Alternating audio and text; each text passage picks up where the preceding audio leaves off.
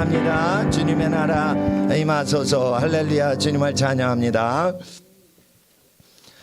이사야서 11장 하나님의 말씀 이사야서 11장입니다. 4절 5절 6절. 주일날 조금 피곤하셔도 토요일날은 저녁 때 불 끄고 일찍 주무세요. 저녁 때 불을 켜지 마시고, 만약에 불 필요하시면은 집에 이렇게 촛불이라도 켜놓고 이렇게 조용하게 쉬는 분위기를 딱 만드시고 일찍 주무시면 좋습니다. 그리고 주일날 일찍 오셔서 가족들 위해 기도하시고 그렇게 하시면 되겠습니다. 주일날 오셔서 교회 행사 프로그램이 없어도 기도를 하시면 되시겠습니다. 그 늦게 오시는 분은 바깥에서 예배를 드리실 수 있게 그 마당에다가 뭐 그늘을 만들어 놨습니다. 그래서 여름철에 좀 서늘하게 그렇게 다른 교회 분들 오시면 이제 저희 교회다 그렇게 생각하시고 또 예배 참석하시면 되시겠습니다. 그리고 저기 한미연합 북한 선교회 출범을 해서 뭐 어떻게 될지 모릅니다. 그러니까 선교사님 어떻게 요즘 잘 안 나오시냐 이러는데 너무 바쁘신데 일단 선교 활동 쪽 도와주시느라고 뭐 목회는 많이 못 하세요. 그런데 하여튼 하나님께서 동역하시는 교회들과 선교단체들 모든 목사님들 위해서 기도해 주시면 또 하나님께서 은혜 내려 주실 겁니다. 이사야서 11장 4, 5, 6절 제가 받들어 읽겠습니다. 공의로 빈핍한 자를 심판하며 정직으로 세상의 겸손한 자를 판단할 것이며 그 입에 막대기로 세상을 치며 입술의 기운으로 악인을 죽일 것이며 공의로 그 허리띠를 삼으며 성실로 몸의 띠를 삼으리라. 예수님께서 그러신다는 거예요. 6절은 6절과 7절과 8절 같이 읽겠습니다. 그때 이리가 어린 양과 함께 거하며 표범이 어린 염소와 함께 누우며 송아지와 어린 사자와 살찐 짐승이 함께 있어 어린 아이에게 끌리며 암소와 곰이 함께 먹으며 그것들의 새끼가 함께 엎드리며 사자가 소처럼 풀을 먹을 것이며 젖먹은 아이가 독사의 구멍에서 장난하며 젖된 어린 아이가 독사의 굴에 손을 넣을 것이라. 아멘. 9절도 마지막으로 한 절 더 읽어주세요. 나의 거룩한 산 모든 곳에 해됨도 없고 상함도 없을 것이니 이는 물이 바다를 덮은 같이 여호와를 아는 지식이 세상에 충만할 것임이니라. 아멘. 여기서 1, 2, 3절을 읽지 않았는데 이사야서 11장 1, 2, 3절은 예수님이 다시 오시는 거예요. 근데 4절에 예수님이 다시 오실 때 악인을 입술 기운으로 죽이세요. 공의로 그 허리띠를 삼으시고 성실로 몸의 띠를 삼으리라. 그리고 통치자로 오시는 거예요. 그때의 6절에 이리가 어린 양과 함께 거하며. 그런데 이제 영어 성경에는 재미있어요. 그 이리가 이렇게 돼 있어요. 그 이리가 그 어린 양과 함께 거하며 그 표범이 그 어린 염소와 함께 누우며 그 송아지야 이런 식으로 돼 있어요. 이게요 짐승들도 이렇게 될 수가 있어요. 그런데 그자가 있죠. 그자가 있단 말이에요. 히브리어에. 그러면 이게 왜 그자냐? 어떤 영적인 표시를 얘기해서 그런 거예요. 단순히 뭐 동물들이 같이 있는 것 같고 얘기하는 게 아니에요. 동물 세계에 변화가 있는 거예요. 에덴 동산에 타락 이전의 에덴 동산으로 회복되는 어떤 현상이 일어난다는 거예요. 이게 믿어지지 않는 분이 있지만 타락 이후에는 짐승이 짐승을 잡아먹고 막 이래요. 노아 홍수 이후에는 더 그렇단 말이에요. 그런데 노아 홍수 전에 사람이 동물을 안 잡아먹었어요. 그런데 노아 홍수 이후부터 땅이 저주를 받았기 때문에 동물을 잡아먹는 걸 허락하노라라고 돼 있어요. 그러니까 토사가 막 밀리죠. 1년 동안 홍수 때문에 홍수가 어떻게 수천 미터까지 다다랐죠. 미국의 국립공원들 가면 그 사암들이 있어요. 모래가 휩쓸려 가지고 모래 물결로 탁 돼 가지고 그게 굳어져서 바위가 됐는데요. 수십 미터 높이로 그 쌓여 있어요. 그러면은 그게 쌓이려면 어떻게 그게 쌓입니까? 1000미터, 수백 미터 물결이 계속 파도치다가 밑에 찌끄러기 흙탕물이 모여가지고 그게 100미터, 저기 50미터짜리 사암이 되는 거예요. 모래. 그래가지고 이게 그냥 바위가 아니라 물결 치듯이 이렇게 해가지고 굳어버리는 게 있어요. 근데 파면은 이제 잘 부서져요. 그래서 얼만큼 큰 홍수가 났었는지를 그 고산 지역, 로키 산맥 그쪽에 고산 지역에 연관돼 있는 그 지형에서 많이 보일 수가 있어요. 그래서 그 비바람에 의해서 뭐 이렇게 돼서 이 기괴한 지형이 생긴 게 아니고 엄청난 홍수가 일어났던 것이죠. 예. 그랬을 때 하나님께서는 그 땅이 저주받았으므로 지금의 모든 흙들은 뭐예요? 홍수 이후에 그 흙탕물이 된 위에 풀이 자라서 숲을 이루고 거목이 자란 거예요. 원래는 그게 땅 아래 다 덮여버렸어요.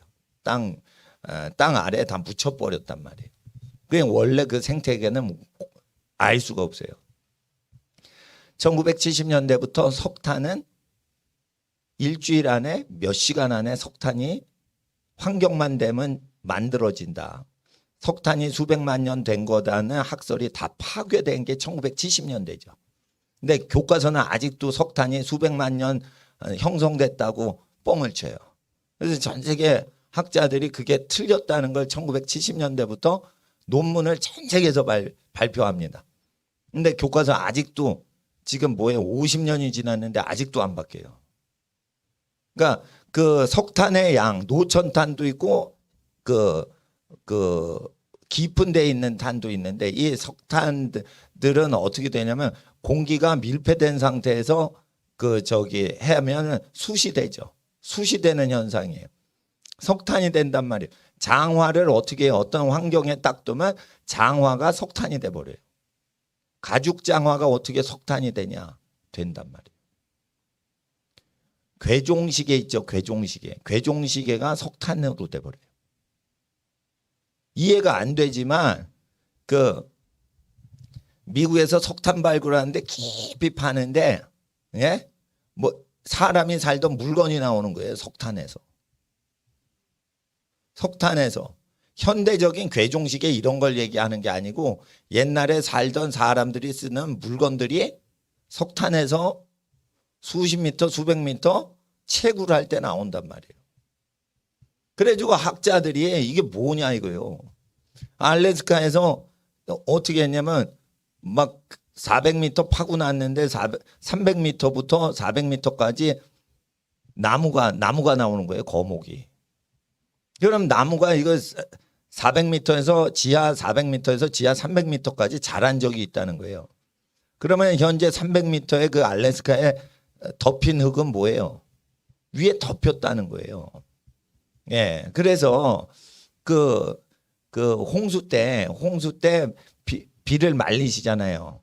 물이 많잖아요. 바람으로 그걸 말리시죠. 그럴 때 이게 말릴 때는 반드시 습도가 높고 어떻게 해요? 엄청난 그 일교차가 생깁니다. 그러면은 어떻게 해요? 극지반에는 폭설이 내리게 돼 있어요. 전 지구에 있는 물을 말릴 때 그 물이 추운 지역에서는 어떻게 해요? 고체가 돼서 눈으로 떨어지죠. 그러니까 추우면은 눈이 안 내리는데 저기 적도 지역에서 계속 그 뜨거운 바람이 옮겨질 때 한쪽은 덥고 습하고 한쪽은 추워버릴 때 이게 눈이 내리는 겁니다. 추울 때는 빙하기가 전체로 올 때는 눈이 안 오죠. 그러니까 빙하기는 어떻게만 있는 거예요. 눈이 그렇게 쌓이는 건. 눈이 남극에 4,000m가 쌓여 있잖아요. 전부 파보면은 흙 위에 쌓인 게 아니고 얼음 덩어리가 눈 덩어리가 4,000m 쌓인 거예요. 그러면은 그게 4,000m 정도 쌓이려면 적도 지역, 뜨거운 지역 그 대류가 얼마나 증발이 됐겠냐 이거예요.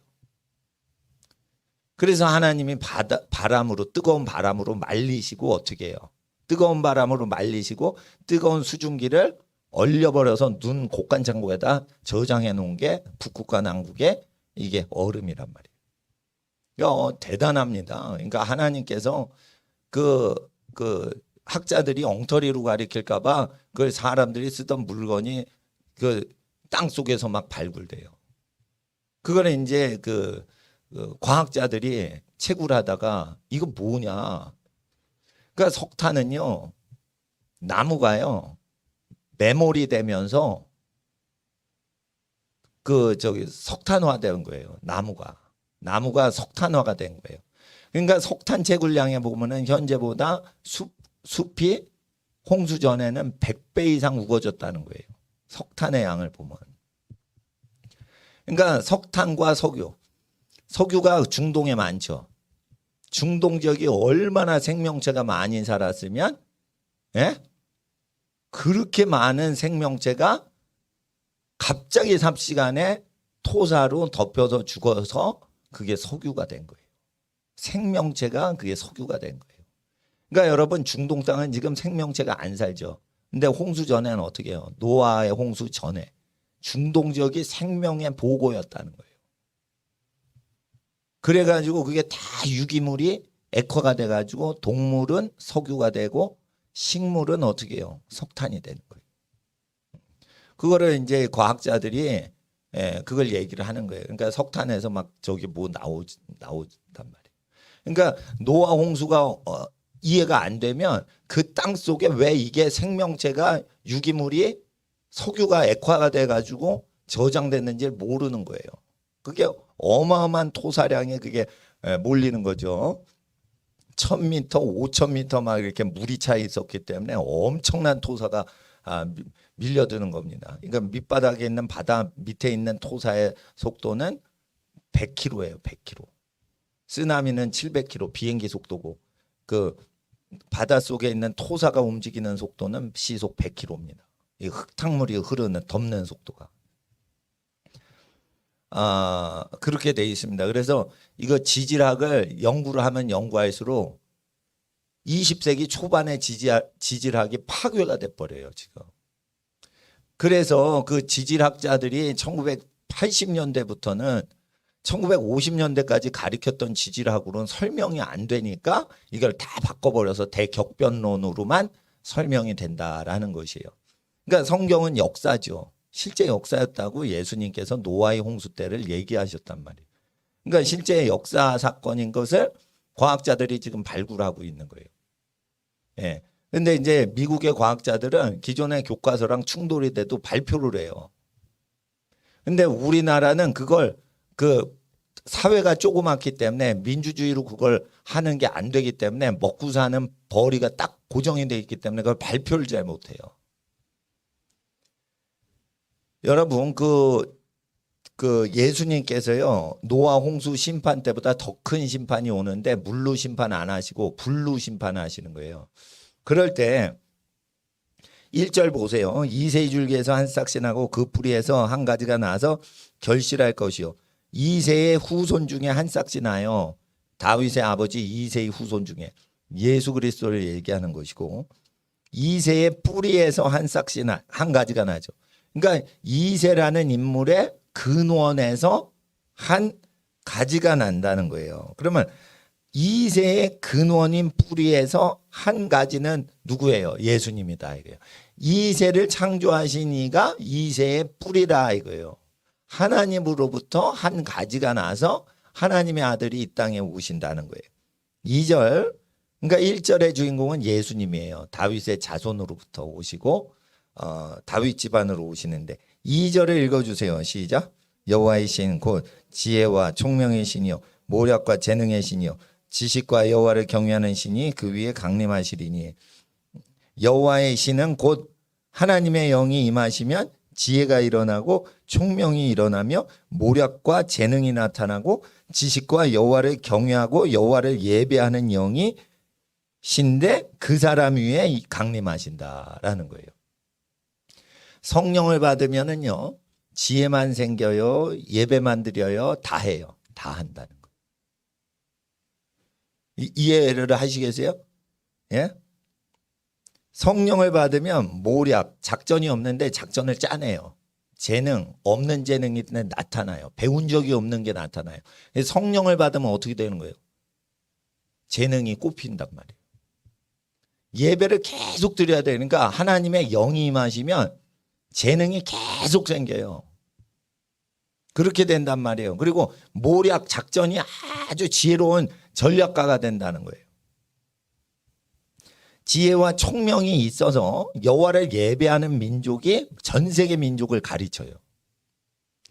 예배당 수가 제일 전 세계에 많은 나라가 인구별로 했을 때 영국이었어요. 그때 영국이 예배를 계속 드리는데 영국 사람 교만해도 다스리는 거예요. 지혜와 총명이 영국 민족에 내려요. 그게 왜 내리는 거예요? 예수 그리스도를 예배하기 때문에. 그래서 예수 그리스도를 예배하는 민족인 영국이 예수 그리스도를 부인하는 사우디아라비아를 다스리는 거예요. 그러다가 식민지주의를 해서 가난한 국가를 계속 약탈해 먹고 그러다가 기독교 국가끼리 싸우니까 어떻게 해요?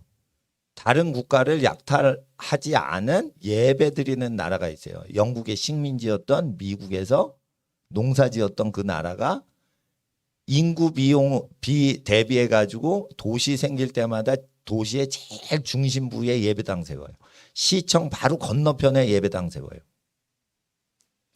그러니까 시청 바로 건너편에 예배당 세운단 말이에요. 예, 도시마다 세울 때. 그럴 때 어떻게 해요? 모든 지혜와 발명가들이 전부 예배 드리는 나라에서 나오는 거예요. 예, 그렇습니다. 예. 그래서 여호와의 신이 예수님한테 강림하신다는 거예요. 2000년 전에. 그리고 그 영을 받는 사람은 예수님의 이름으로 하나님께 죄사함 받고 하나님께 예배드리는 사람이 그 영을 받는 거예요. 이런 현상들이 일어난다는 거예요. 하나님의 영을 받은 사람한테는 이런 증상들이 나타난다는 거예요. 그래서 여호와의 신이라는 것은 여호와의 성령님을 얘기하는데 성령님은 누구에게 임하신다고요? 이세의 자손인 예수님한테 임하신다는 거예요. 이해를 하셔야 돼요. 그러면 그 영을 받으려면 하나님의 영을 받으려면 우리는 어떻게 돼? 예수님의 구원의 이름으로 죄사함 받고 하나님의 말씀을 전파하신 예수님의 말씀이 곧 하나님의 말씀인 걸 믿고 예수님 말씀대로 하나님 분부하심을 그대로 따라 살고 경건히 고침받아 살면 하나님 앞에서 성령을 체험하는 거예요. 회개하라 그리하면 성령을 선물로 받으리라. 생활 중에는 죄를 멀리하는 게 성령 받는 길이고 주 예수를 믿으라. 예? 예, 그 뜻입니다. 3절 보시겠어요? 그가 여호와를 경외함으로 즐거움을 삼을 것이며 3절을 읽어주세요. 시작. 그가 여호와를 경외함으로 즐거움을 삼을 것이며 그 눈에 보이는 대로 심판치 아니하며 귀에 들리는 대로 판단치 아니하며 예수님께서는 성령을 받고 사역하시다가 하나님을 경외함으로 즐거움을 삼아요. 그러니까 하나님을 경외해요. 하나님을 높여요. 하나님을 찬양해요. 그게 즐거움이 됐다는 거예요. 예수님은. 예수님은 예배자셨다는 거예요. 그러니까 하나님을 경외함으로 이것은 또한 예배, 찬송, 기도, 공예배만 드렸다는 게 아니고 예수님은 모든 것에 하나님을 두려워하는 것으로 하나님을 높이는 것으로 즐거움을 삼았다는 거예요. 만물에 대한 모든 것을 통해. 그래서 그 눈에 보이는 대로 심판을 아니하신단 말이에요. 여호와의 신이 강림하셨기 때문에 어떻게 해요? 눈으로 귀로 보고 듣는 대로 판단을 안 하신다는 거예요. 자, 여호와의 신이 예수님한테 임하셨죠. 그러니까 예수님은 여호와를 예배하고 경외하는데 즐거움으로 삶으면서 만물을 판단할 땐 보고 듣는 대로 육적으로 판단 안 하시는 현상이 예수님한테 일어나죠. 그러면 우리가 예수님의 몸에 포도나무에 붙은 가지가 되면 어떻게 해요?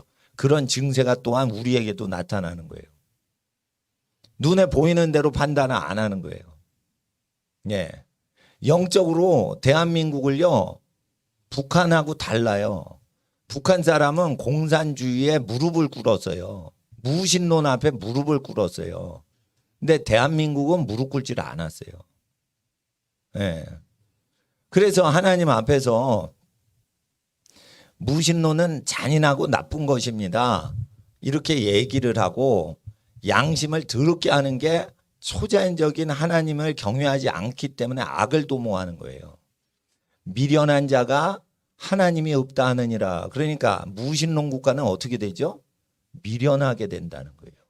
선지서에. 하나님을 예배하지 않는 나라는 어떻게 돼요? IQ가 떨어져요. 자, 보세요. 예배한 나라들의 그 미술관을 가보세요. 그리고요, 제가 그 2006년도인가 저 분유 전달하고 뭐 그럴 때 그때는 목사님들이 많이 갔어요. 뭐 왜 또 갔냐? 그 미인계에 빠진 거 아니냐? 뭐 이러는데 나는 그런 거랑 관계가 없어. 예? 분유 전달하러 갔는데 그때는 그 남한 정부하고 북한 정부가 상당히 북한이 아주 굶어 죽는 상태에 있었고 지금보다 훨씬 굶어 죽을 때. 그러니까 분유 갖다 주러 갔는데 거기서 북한에서 가장 예술품을 전시해 놓은 그걸 보는데요. 그 미술 실력이요 조잡해요. 죄송하지만 북한 분들한테. 성령을 안 받고 김일성만을 높이는 미술 작품을 계속 하니까 그 실력이 조잡합니다.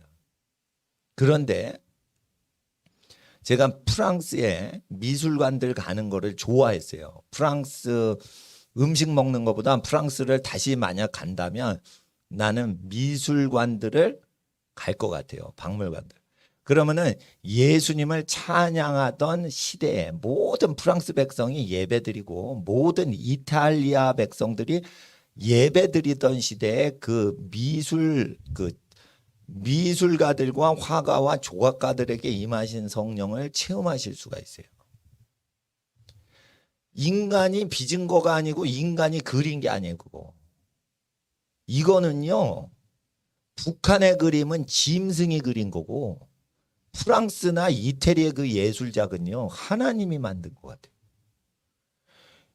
뭐 과학 문명을 얘기하는 게 아니에요. 뭐 로켓으로 달나라 우주선 쏘고 이런 기능적인 걸 얘기하는 게 아니고 이 감성과 미적인 이 모든 컬러 감각이요. 예배를 드리는 민족하고는요 2배, 3배가 아니에요. 그러니까 1000배, 10,000배 차이가 나요. 그게 500년 전 사람을 못 따라간다니까. 500년 뒤에 북한 사람이. 그리고 죄송하지만은 우리나라 미술관과 박물관 가보세요. 가장 극치의 아름다움이라고 하는데 쓰레기들이요. 솔직히 말해 그 수준이요 쓰레기들이에요. 꽃병 있죠. 신라시대 그 화병. 프랑스 화병 보세요. 이거는요. 강아지 물그릇 같아. 프랑스에서 그 화병들을 보세요. 이건 인간이 만들 수가 없는 디자인이에요. 요즘 사람도 그걸 못 만든다는 거예요.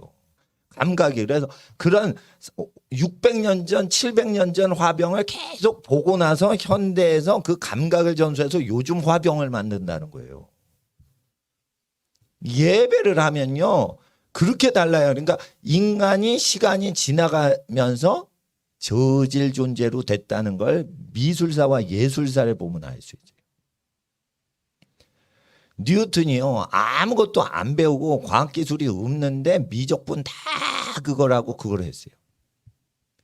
케플러가 지동설을 하는데 육안으로만 해가지고 지동설을 했어.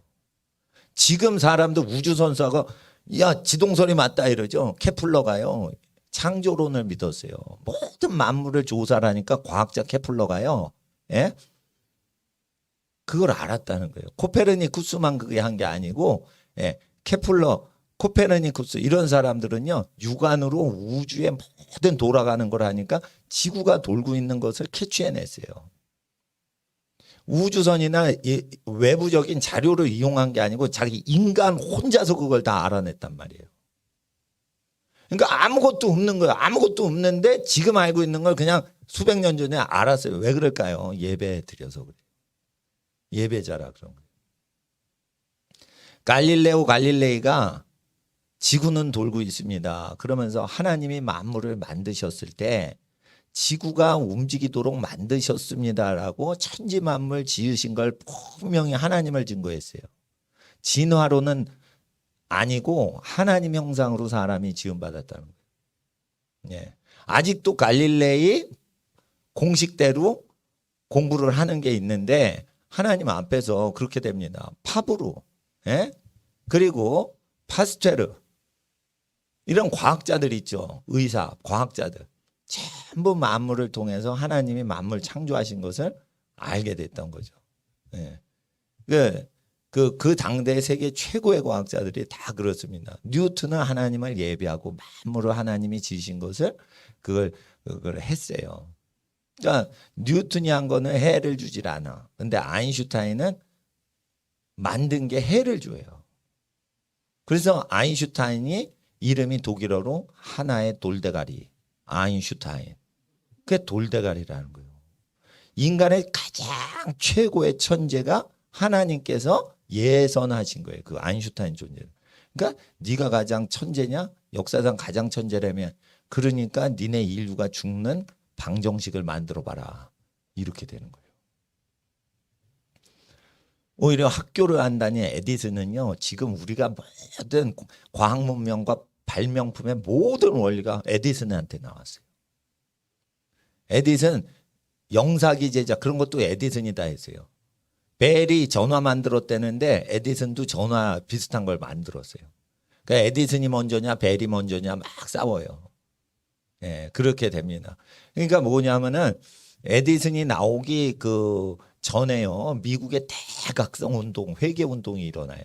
그 다음에 영국처럼 부자가 아닌데 가난뱅이 나라 미국에서 그 농부들만 사는 미국에서 어떻게 해요? 천재들이 나오는 거예요. 성령 받아서 그런 거예요. 예배를 못 드리게 하는 거는 하나님의 지혜자가 못 나오도록 하기 위해서 예배를 묶어버리는 거예요. 북한의 주체 사상을 따라가기 때문에 지혜가 나올 수가 없는 거예요. 북한에 가면요, 아직도요, 화물을 실을 때 목탄차를 써요. 목탄차, 나무를 떼가지고 자동차가 움직이고 간단 말이에요. 그러니까 짐도 못 실어. 가다 서. 그렇게 합니다. 그러니까 그 모든 계획이나 생각이 그렇게 되는 거예요. 모든 음악과 미술과 예술이 김일성을 찬송하는 데 쓰이는 거예요. 그러니까 그 저주가 내려가지고 모든 게 발전이 없는 거예요. 볼펜 심 하나 제조를 못해요. 모나미 볼펜 끝에 있는 그 볼펜 심 하나를 제조를 못해요. 북한에서는요, 쉽게 말해 바늘을 못 만든대요. 바늘. 북한 바늘을 이렇게 몇 번 하면은 무뎌져서 깨져버리는 거예요. 이 바늘이 어렵습니다. 이 침이잖아요. 침인데 아주 탄성이 높으면서 무뎌지지 않는 게 어려워요. 이 칼을 만드는 것보다 이 바늘 만드는 게 더 어려운 겁니다. 칼은 이렇게 면적이 있으니까 어떤 그 길이가 있으니까 버티는데 바늘은 오직 한 존재 점이 버텨야 되는 거 아니에요. 점 한 점이 모든 충돌을 버티면서 뚫고 나가면서 계속 닳질 않아야 되는 거예요. 그 바늘을 못 만든다니까, 좋은 바늘을. 중국도 최근에 들어서 우주선을 쏘는 중국이 최근에 들어가지고 볼펜심 발명했어요. 우주선을 쏘아서 지금 그 우주 여행했던 중국이 볼펜심을 최근에 자기 기술로 만들었단 말이에요. 그 볼펜심 제일 잘 만드는 나라가 일본이에요, 일본. 근데 우리나라도 그걸 카피를 하는데 일본 볼펜심을 못 따라가요. 예. 쭉 하면은 볼펜 똥이 나와. 근데 그거를 계속 굴리는데 볼펜 똥이 안 나와. 그게 무지무지 어려운 거예요. 근데 그거를 중국도 수십 년 동안 못 만들었어요. 최근에 뭐 만들었는데 일본만큼 못 따라가요. 우리나라가 더 잘 만들어요, 중국보다. 그런데 이런 것들을 볼 때 일본은 아무것도 못 만든 나라였어요. 기독교를 메이지 유신 때 수입하기 전까지는 우리나라 거를 수입해 나갔어요. 그런데 성령은 받지 않았는데 임진왜란 때, 그리고 도쿠가와 이에야스 시대인 임진왜란, 토요토미 히데요시 시대 이후에 얼마나 기독교인을 죽였습니까? 일본이. 일본이 기독교인 죽을 때는요, 그냥 죽이지 않았어요. 다 나무에 매달아서 죽였어요. 예수님 죽이는 방식으로 죽였어요. 그러니까 성령이 없는 거예요. 성령이 계속 없는데 어떻게 해요? 아주 그냥 난리가 나는 거지. 그러다가 퇴계 이황이나 우리나라 유학사상을 수입해 간 뒤에 사무라이끼리 들 싸워요. 들 싸우고, 옛날엔 사무라이가 살육하는 사람이었는데 우리나라 사상을 받아간 다음엔 사무라이가 검소하게 살아요. 저 유학사상처럼 선비사상에 들어가요. 검소하게 살고 가난한 자들을 보호해주고 천황한테 충성을 하고 착한 사람이 됩니다. 그리고 이제 다른 마을의 무사군 싸워줘요. 전쟁에서. 근데 자기 마을 사람을 위해서 가난하게 살아요. 왜냐하면 자기가 보호해주는 농민, 일본 농민이 가난하니까 사무라이는 다 가난하게 살아요. 그만큼 우리나라 사상보다 뒤처진 야만 민족이었고, 그리고 일본은 서구 문명을 받아들이기 전까지, 기독교 문명을 받아들이기까지 팬티가 없었다 이거예요. 팬티가요. 팬티 없이 살아. 따뜻한 나라라 그런가. 그런데 이제 제독이 와가지고 이제 문호를 개방해라. 그런데 딱 보니까 이걸 수입하면은 진짜 좋은 것 같거든요. 그거 좀 메이지 유신인데 그걸 수입을 합니다. 적극적으로 수입을 합니다. 비교를 했을 때 흥선대원군은 적극적으로 거부를 합니다. 왜 그래요? 흥선대원군 연관돼 있는 세도 정치하는 부정부패하는 기득권층이 먹고 사는 게 방해가 되며, 그때 농노들과 노비들을 부리고 있을 때 노비들은 평등하다. 하나님은 만물을 평등하게 만드셨다. 사람 만인은 평등하다. 그런 거 하니까 이제 저 양반들이 그 서구를 멀리한 거예요. 서구를 멀리하고 우상숭배 강화하는데 일본은 그거를 열어버렸어요. 일본이 오히려 미개하니까 열어버린 거예요. 중국보다 나은 게 하나도 없지. 한국보다 나은 게 하나도 없어요. 그런데 영국, 미국 그걸 보니까 어떻게 해? 야, 이거 받아들이면 중국이나 한국을 능가하겠다라고 생각을 하고 열어버린 거예요. 그러니까 메이지 유신 이후부터는 물건을 수입하고 조총을 만들고 이런 기술 도입이 아니고 시스템을 도입해버렸어요. 그러니까 기독교 국가에서 운영하던 사회제도의 그 소프트웨어, 사상을 수입해버렸어요. 물론 하나님을 예배하진 않는데 거주, 그 뼈다귀를 수입했단 말이에요. 생명 자체인 하나님을 예배하는 건 아닌데 그 뼈다귀 시스템을 수입을 한 거예요. 그러니까 중국이 한국이 못 따라가는 거예요. 일본을 못 따라가는 거예요. 그리고 강자 앞에는 철저히 복종하던 훈련이 돼 있기 때문에 외국 앞에서 그걸 복종을 하다가 이제 외국을 계속 수입하다가 보니까 예배는 안 드리죠. 예배는 안 드리고 어떻게 해요? 외국 수입해 가지고 영국이나 미국을 카피하다가 영국, 미국 없는 사이에 인도네시아까지 다 먹어버렸어요. 태국, 인도네시아 거기를 다 먹어버렸어요. 그걸 큰 동아시아 대동아 전쟁이에요. 큰 동아시아 제국을 만들어요. 그게 일본 천황이 다 다스리는 거죠. 그러는데 이제 그냥 가만히 있었으면은 미국, 영국하고 싸움을 안 하는데 영국군을 몰아내 버려요. 저기 동남아시아에서 버마 이런 데에서 영국군을 몰아버리니까 미국도 이기겠다 생각을 한 거예요. 영국은 그때 망하던 나라예요. 근데 미국이 커지고 있을 때 미국하고 이제 하와이 폭격해가지고 태평양의 모든 거를 자기네가 더 세다는 걸 입증하려고 실제 더 셌고요. 그랬을 때 이제 예배하는 나라한테 식민지가 돼버려요. 일본이. 그래서 이제 일본은 종의 영을 받았었는데 양자의 영은 못 받은 나라예요. 그러니까 하나님 나라는 유업으로 못 받아. 그런데 주인의 것을 같이 나누면서 사용하기 때문에 종들도 잘 살죠. 그게 일본이라는 민족이에요. 그런데 한국은 어떻게 해요? 선교사님들이 믿는 하나님을 예배하는 민족이란 말이에요. 그러니까 어떻게 해요? 무서우니까 마귀가 예배를 못 드리게 하도록 북한에 무서운 정권이 들어가게 한 거예요. 그런데도 계속 1년에 8만 권의 성경이 압수가 되고 있어요. 북한에. 8만 권이에요. 보위부가 발표한 압수수색한 압수한 성경, 외국인 대상으로 압수한 게 아니고 북한 사람한테서 압수한 게 8만 권이 넘어요. 그러면은 뺏기지 않는 게 더 많겠죠. 그럼 100만 권 이상이 있다는 거예요. 100만 명 이상 있을 가능성이 아주 높습니다. 개인적으로 믿는 사람들이. 그러면 우리나라는 어떻게 해요?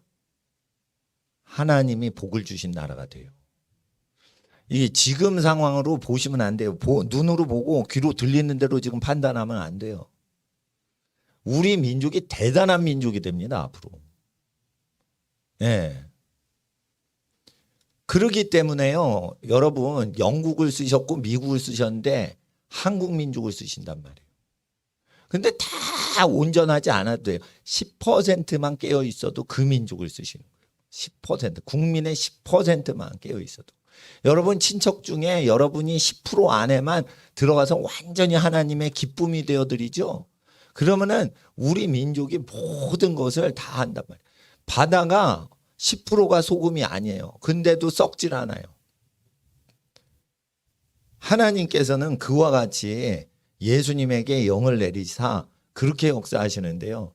이태리 미술품과 북한 미술품을 한번 보시고 우리나라 중앙국립박물관에 있는 걸 보세요. 미개인들이었다는 거예요. 근데 이제 거짓에 딱 민족주의에 딱 쓰여서 우리 민족끼리 영을 받으면 우리나라 박물관 가면은 세계적인 도자기다. 그런데 절대 중국 도자기 얘기를 안 하죠. 중국 도자기를 다 보시려면 대만을 가면 알아. 대만의 장개석이 도망칠 때 5,000년 동안 가장 아름다운 문화재는 다 비행기에 싣고 날려버려서.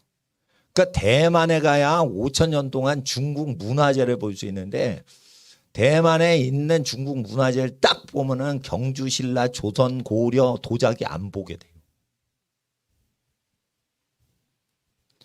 그러는데 중국 사람이 중국 최고의 도자기 보다가 프랑스 가죠. 중국 도자기는 개밥그릇이요. 여러분 그걸 잘 하셔야 돼요. 그 양심이 더러운 사람은요. 프랑스와 우리는 상관이 없어. 근데 프랑스 게 더 아름답습니다. 중국 도자기가 아름다워요. 한국 도자기보다. 그리고 일본 도자기보다 한국 도자기가 더 멋있다니까. 그런데 지금 일본 사람이 만드는 거는 한국 기계나 중국 기계보다 더 아름다워요. 누구 밑에 있었냐에 그게 결정되는 거고. 예? 예. 그런데 이와 같이 영적이나 예술적이나 기술적이나 모든 학문적인 우열, 서열이 다 예배하는 순서대로 매겨진단 말이에요. 여러분 지금 사골세 단칸방에 사셔요? 5 식구가? 응? 방이 100개가 되는 궁전에 사는 사람을 이겨요. 계속 예배를 드리는 그 집안은. 그러니까 예배 생명을 걸어야 되는 거예요. 그리고 예배는요, 만민이 예배 드리도록 해야 되는 거예요. 그러니까 월세를 못 내는 교회에 헌금을 농원촌 교회나 미자립 교회나 어려운 고아들한테 헌금을 줘서 마음껏 하나님께 예배하도록 도와드리면 하나님이 그 가정을 복을 주시는 거예요. 그래서 성령이 임하시는 거예요. 성령이. 예배 드릴 때 우리 교회에서 예배를 드렸으니까 꼭 우리 교회만 헌금 꼭 내세요. 딴 교회에다 내시면 안 돼요. 이러면은 성령이 안 임하는 거예요. 돈 없이 값 없이, 돈 없이 값 없이는 예배의 값을 치르지 않고 예배에 내는 돈도 돈이에요. 헌금도 돈이라고. 헌금 없이 포도주와 젖을 사라. 하나님의 신령함, 포도주 예수님 보혈, 젖은 예수님 말씀. 그걸 하는 거예요. 그러니까 만 백성이 예수님 보혈로 무료로 돈이 없어도 거지라도 죄산 받게 하라는 거예요. 예? 돈이 없어도 심지어 헌금 낼 돈이 없더라도 예수님 말씀을 하루 종일 들을 수 있고 배울 수 있게 해라 이거요. 어찌하여 성경학교가 돈을 받느냐 이거요. 그러면은 그 등록금 못 내면 어떻게 배워?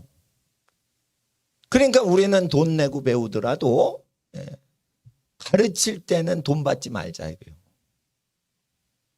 그러니까 누가 100만 원을 내, 누구는 10원을 내. 그래도 똑같이 가르쳐 줘야 돼요. 이사야서 55장에 하늘의 생각은 땅의 생각과 다르다는 거예요. 하나님의 생각은 우리의 생각과 다르다는 거예요.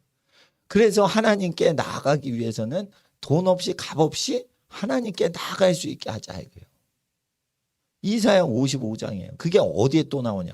계시록 마지막에 돈 없이 성령과 신부가 말하기를 돈 없이 값 없이 하나님께 나와라. 그래서 모든 비용을 값 없이 복음을 증거하고자 우리가 헌금 내지.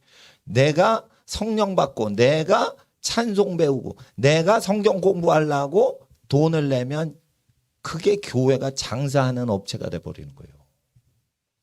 그래서 나중에는 성령을 소멸하는 게 교회 운영비를 챙기다가 성령이 떠나가는 거예요. 너희는 왜 내 아들 예수가 생명을 다 버려서 희생을 치러서 값없이 복음을 증거하라 했는데 내 아들 예수를 빌미 삼아 장사를 어찌하여 하느냐. 내 아들 예수는 생명을 버리기까지 백성을 구원했는데 내 아들 예수를 이용해서 돈을 버는 것이냐. 이렇게 얘기를 하시면서 성령이 소멸이 되신단 말이에요. 마지막 때는. 그러니까 제가 배울 때는 꼭 그냥 배우지 않아요. 강남에 또 충무로에 가서 컴퓨터로 그 책 출판하는 출판 프로그램 배워가지고 내가 첫 달에는 27만 원 내고 그 프로그램을 배웠어요. 그리고 내 책을 내가 만들어 봤어요. 예. 그리고 인쇄소 가서 이 비밀이에요. 건당 2,000원으로 12,000원, 12,000원짜리 정가책을 그 출판 인쇄소 이게 팍 프레스 있죠. 그 충무로에 있어요.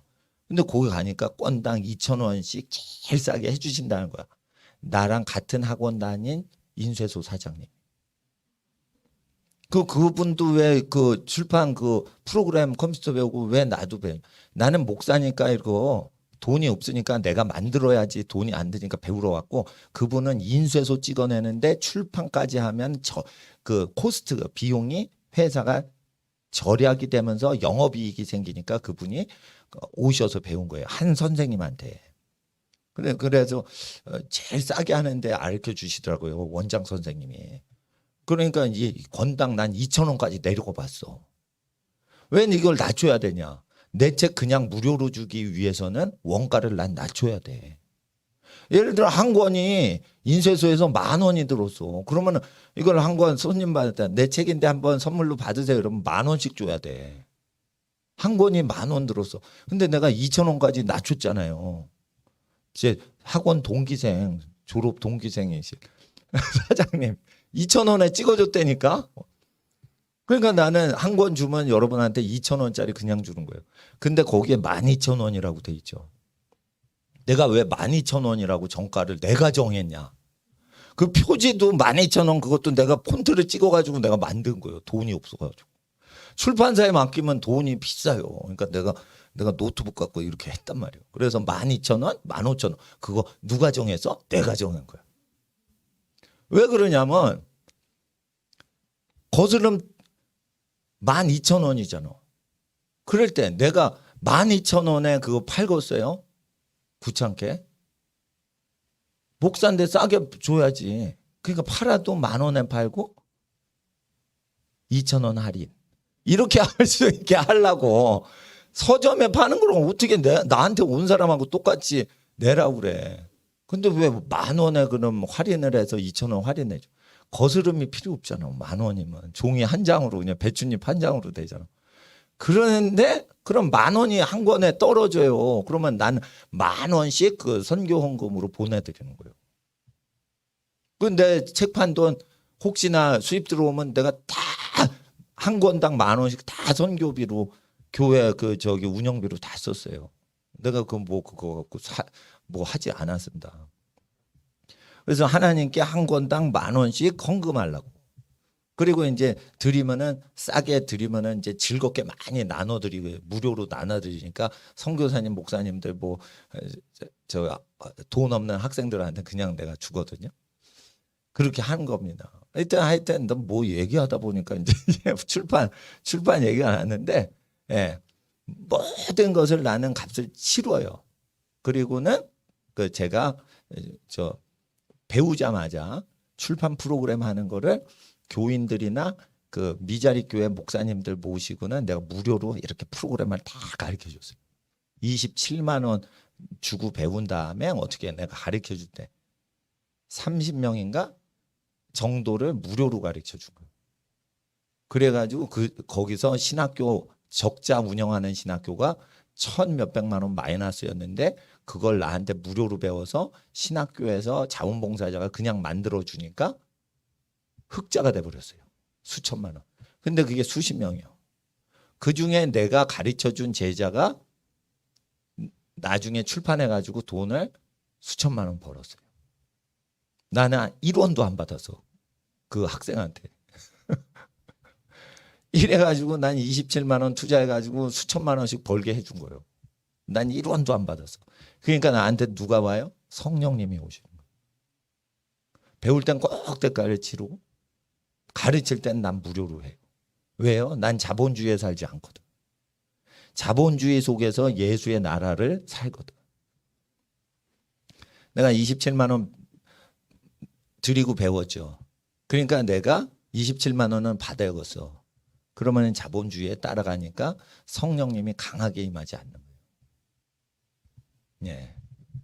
그러니까 여러분 아셔야 돼요. 벌 때도 지혜롭게 벌지만 쓸 때 잘 써야 돼요.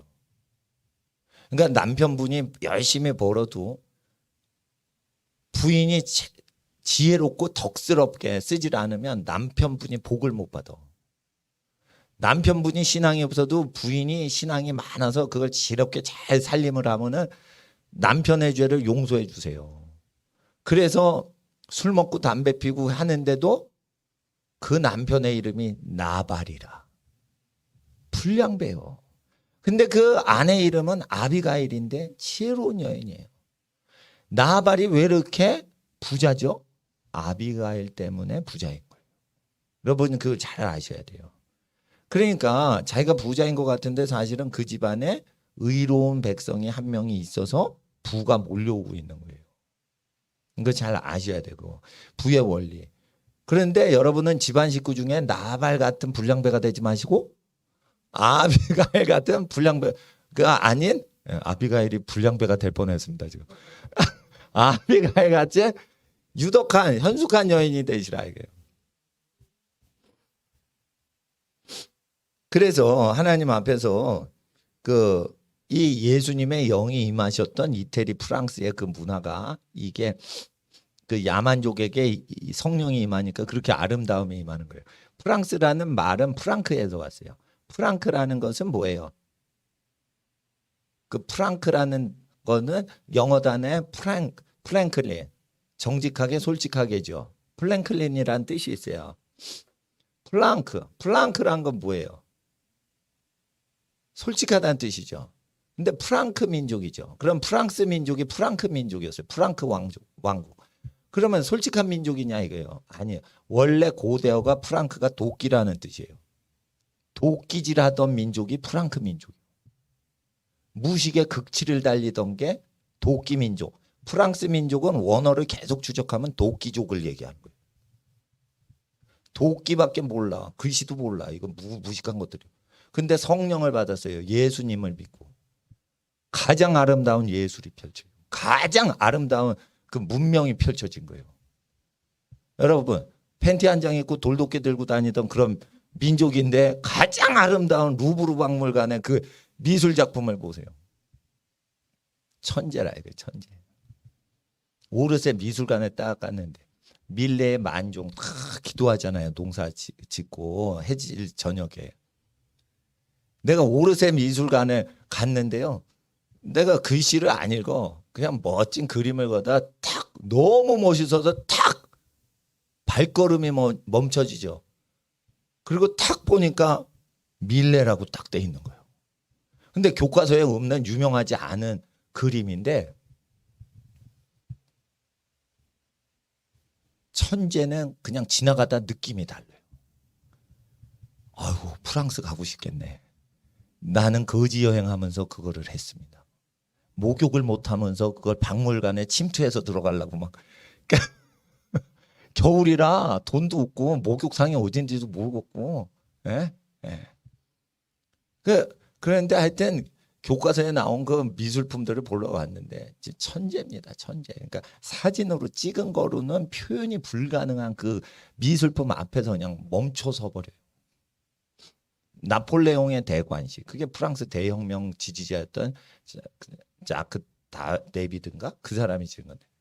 그거는 사진으로 본 걸로 안 돼요. 그 대작인데 그냥 탁 앞에 가야 되는데 그 사람이 나폴레옹을 찬양하느라고 했는데 그 사람이 어떻게 프랑스 대혁명을 지지했었는데 왜 황제를 옹호하냐 이거예요. 그 사람의 그림 실력은 어디서 온 거냐 이거예요. 그 사람은 그 문화에서 그거를 카피해서 배운 거예요. 재능은 받았지만. 그러니까 그 문화적인 역사적인 유산을 가진 건데 그 당시에 가장 유명한 화가인데 프랑스 대혁명 왕정을 폐지하자 이래놓고 황제 제도를 옹호한단 말이에요. 나폴레옹이 나오니까. 왜 그러냐. 나폴레옹은 먹여 살려줬다 이거예요. 그런데 루이 16세는 먹여 살리질 않았으니까 왕정을 반대했다. 프랑스 대혁명을 지지해요? 여러분은 독재자를 지지할 거예요. 근데 그러한 먹고 사는 것에 해결이 되면 나폴레옹도 좋아 하는 사람이 천재화가예요. 루벤스 그림을 딱 봤는데 루벤스는 악하고 음란한 사람. 근데 그 사람이 그린 게 천재적인 겁니다. 그럼 그 사람이 타고난 천재예요. 그걸 보고 배운 거예요. 보고 배운 거예요. 음란한 외교관인 루벤스도 천재 미술가가 된다. 하물며 죄를 회개하고 하나님을 경외하는 사람한테 재능을 안 주시겠어요? 재능을 주신다. 북한이 아무리 노력을 해도 재능이 개발이 안 돼요. 북한 사람들 진짜 열심히 삽니다. 그거 다 알아요. 근데 예배를 안 드리니까 민족성이 개발이 안 돼요. 네. 그러니까 하나님 앞에서 예배를 드리는 민족인데 여기서 자 6절을 보세요. 그때 근데 그 이리가 그 어린 양과 함께 가며 여러분이요 양과 같이 살다가 여러분을 잡아먹던 늑대가 있었는데 그게 인간이요. 물론 이건 늑대가 양하고 같이 산다는 표현이에요. 근데 이 히브리 성경에는 그 늑대가 그 어린 양과 함께 지낸다는 건 뭐냐? 내가 너희를 늑대 가운데 이리떼 가운데 보내는 너희들은 양과 같다. 그걸 상징하는데 사도들을 핍박했던 사람이 회개하고 구원받아 이 땅에 들어간 거예요. 여러분이 예수님 믿는다고 집안에서 핍박을 당했죠. 예수님 나라가 임하니까 여러분 가족, 여러분 예배 드린다고 여러분을 욕하고 핍박했던 가족이 천국에 같이 들어가는 거예요. 그 늑대가 그 어린 양과 함께 있고 그 표범이 그 어린 염소와 함께 놓으면 그건 뭘 상징하냐?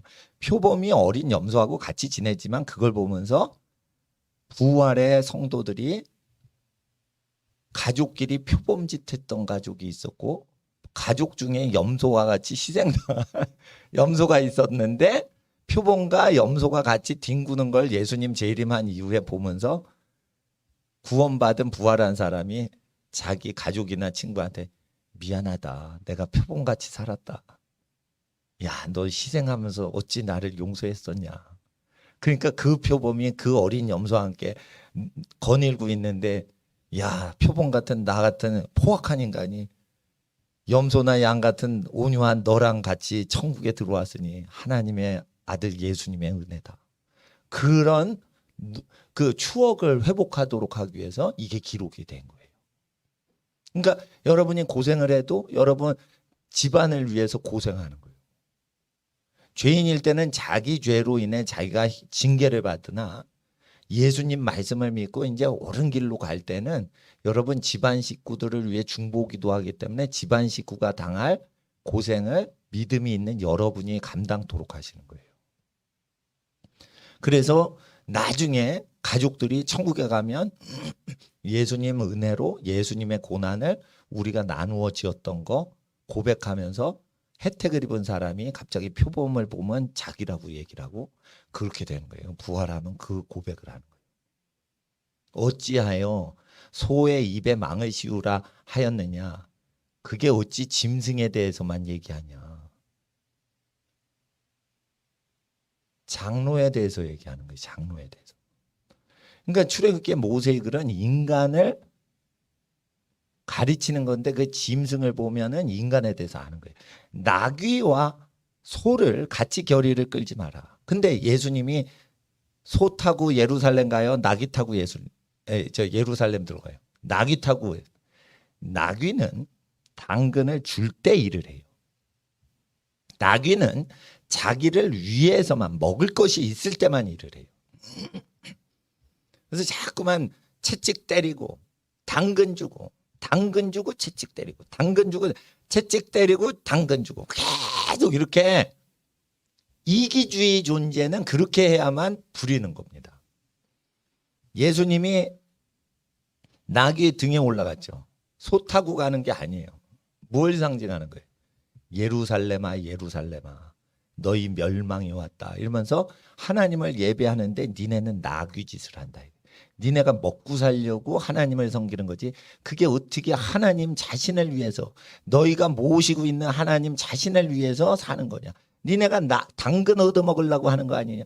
너희가 채찍을 피하려고 일을 하는 거 아니냐. 그거 얘기하시느라고 나귀를 타고 가시는데 못 알아먹어요. 나귀 중에 나귀 새끼를 타요. 그거 다 설교하시는 거예요. 침묵의 설교예요. 그게. 이해를 하셔야 돼. 그래서 만물에 대해서 예수님은 비유로 얘기하시지만 그 만물이 다 얘기를 하는데 그걸 다 알아들으시는 거예요. 그리고는 해석을 해주시는 거예요. 자 보세요. 이제 7절도 읽어주세요. 7절 시작.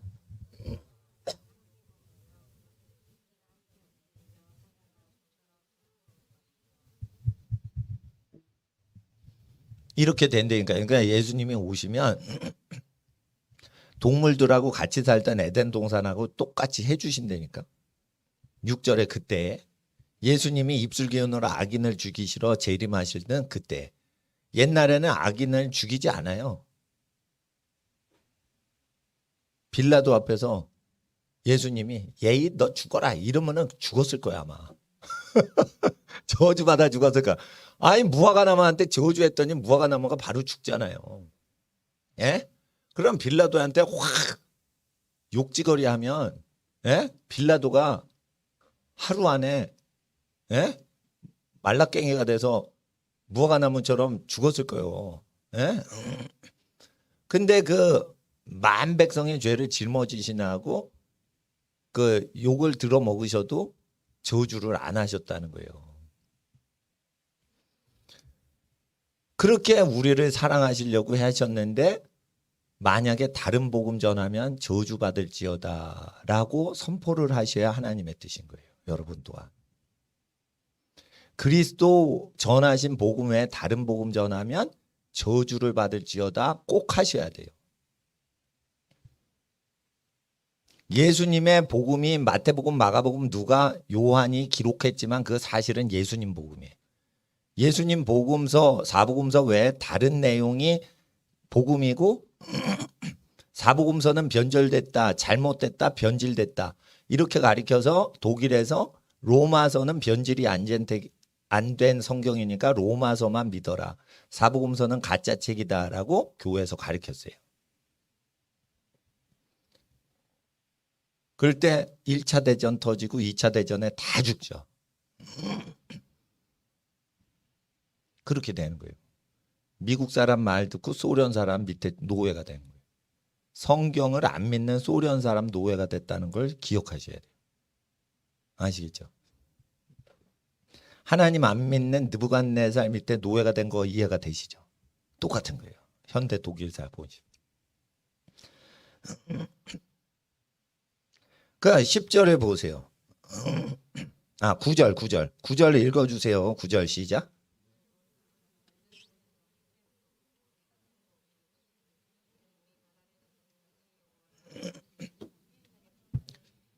예수님이 오시면 바다도 그대로 있어요.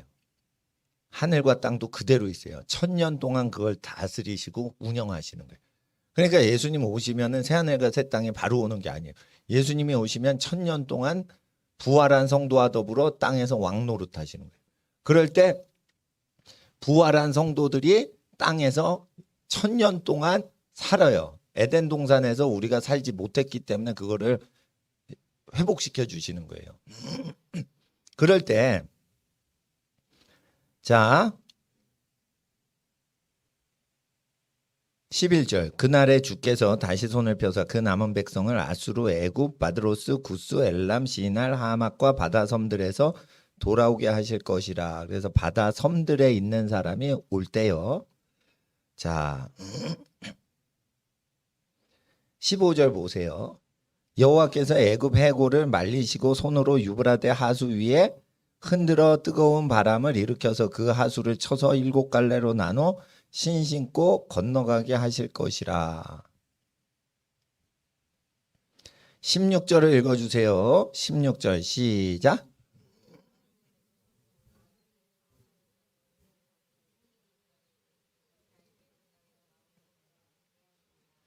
그래서 하나님께 예배하러 나올 때는요. 어떻게 되냐면 애굽에 홍해가 갈라지듯이 그때처럼 다시 예수님이 재림하셨을 때 바다섬에 있는 백성을 예수님이 예배 받으시려고 하실 때는 물이 열리면서 걸어온단 말이에요. 아시겠어요? 예수님 재림하실 때 예고편으로 홍해가 모세 때 갈라진 겁니다. 이해를 하셔야 돼요.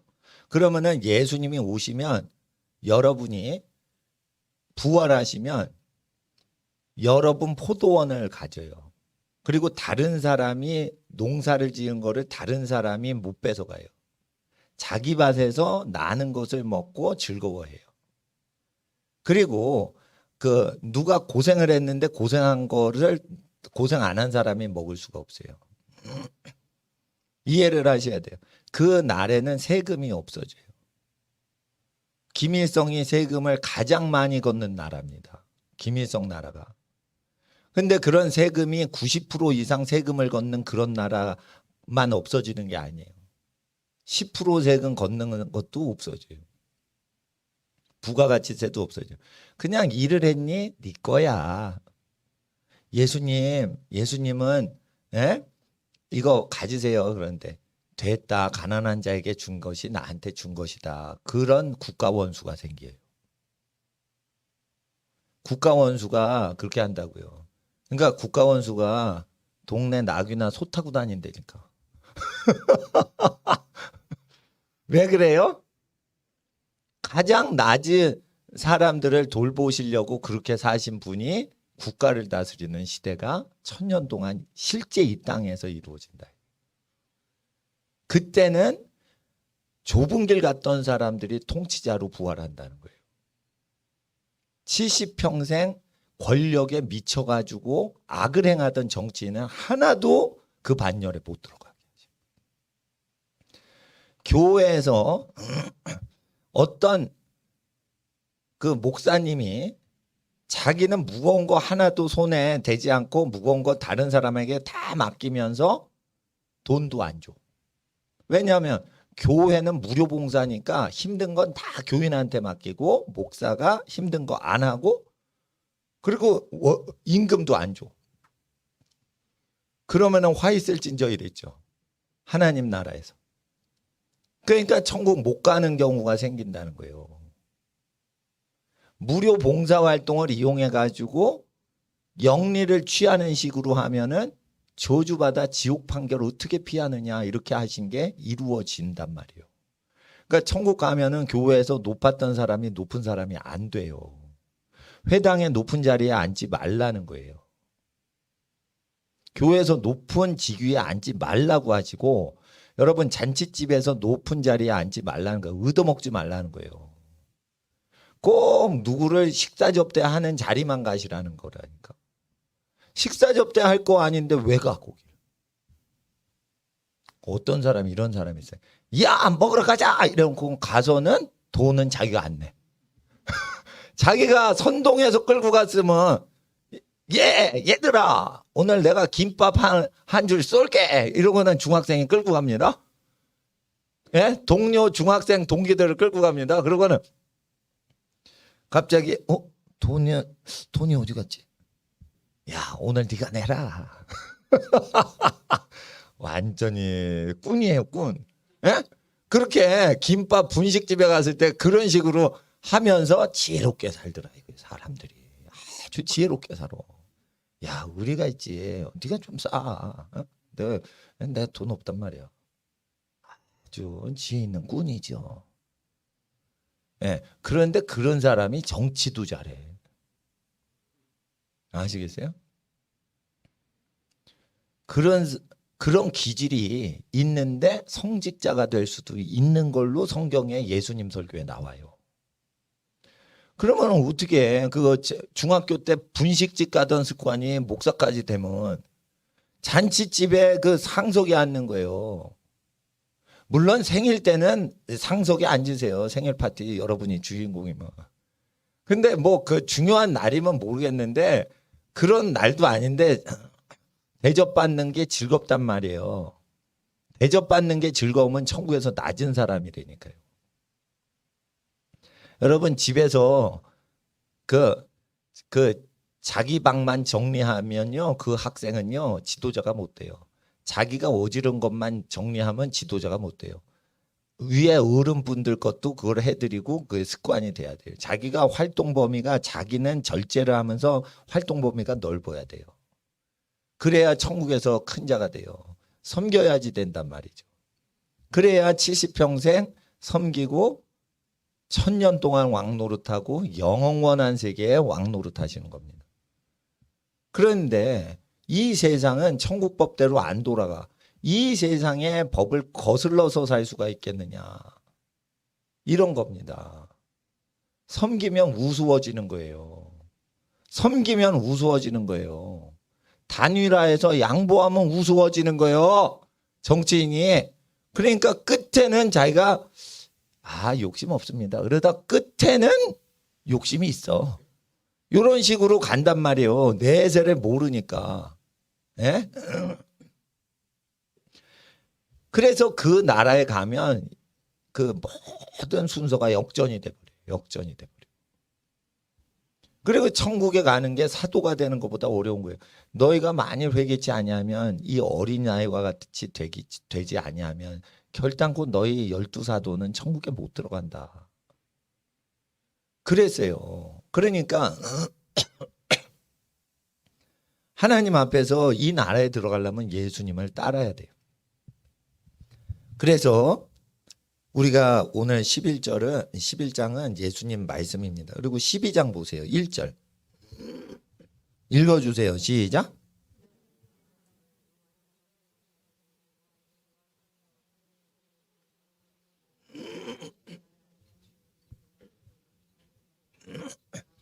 이게 뭐냐면 애굽의 헤로가 수로가 말라져서 바다를 가르고 건너는 홍해의 기적이 일어나게 예배를 와서는 12장 1절에 그날에 예배드리는 날에 홍해 기적이 다시 연출되면서 예배드리는 그날에 감사하겠나이다라고 예배 고백 드리겠다는 거예요.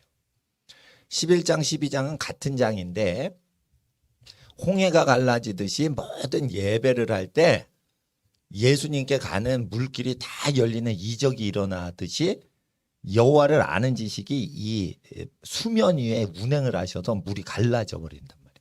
그러니까 여러분 그 여호와를 아는 지식이 바다에 충만하니까 바닷물이 왜 갈라져요?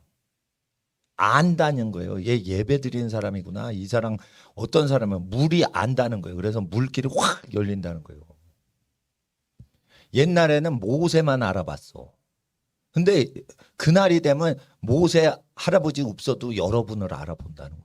물이. 그러니까 보통 잘 보세요. 여기 9절하고 16절을 연결시킬 수 있으셔야 성경 보는 눈이 생기는 거예요. 9절에 그 독사굴에 솟는다 물이 바다를 덮은 같이 여호와를 아는 지식이 온 세상에 충만하다. 그러면은 바닷길이 왜 열리는지 벌써 9절에 설명하고 16절에 현상을 얘기하시잖아요. 근데 사람들이요 성경대로 읽질 않고 자꾸만 물이 바다 덮은 같이 찬양하는 데만 써 이걸. 그러니까 이게 기적에 대한 믿음이 없는 거예요. 그러니까 성경 해석을 못하는 거예요. 성경을 잘 가르치려면요 내가 은혜 받을 욕심이 없어야 돼. 이게 여호와의 말씀인데 내가 축복을 받건 저주를 받건 뭔 상관이야. 이거 자체를 공경해야 돼요. 이 말씀을 공경하는 게 예배지 이 말씀에 있는 문자적인 내용을 바라보질 않고 내가 이 말씀으로 무슨 복을 받으려고 내가 깨달음이 무엇이야. 깨달음 필요 없다니까. 성경을 그냥 그대로만 믿고 그 내용대로만 받아들이면 마음이 정직하기 때문에 그 다음에 깨달음을 주시는 거예요. 근데 성경 갖고 조작질을 하고 자기 마음대로 해석을 해요. 내가 복음, 네가 복음, 자기 복음. 이런 식으로 막 해석을 하는 거예요. 그러면은 하나님 앞에서 정직한 영이 아니기 때문에 은혜 받게 하려고 자꾸만 적용을 너무 과도하게 부리면은 성경이 아닌 자기 종교를 만들어내요. 그러니까 오히려 그럴 때는 성경을 인용해서 뭔가 깨달음과 지혜를 받는 계시를 받으려고 막 하지 말고 그냥 자기가 그날 일을 기도하세요.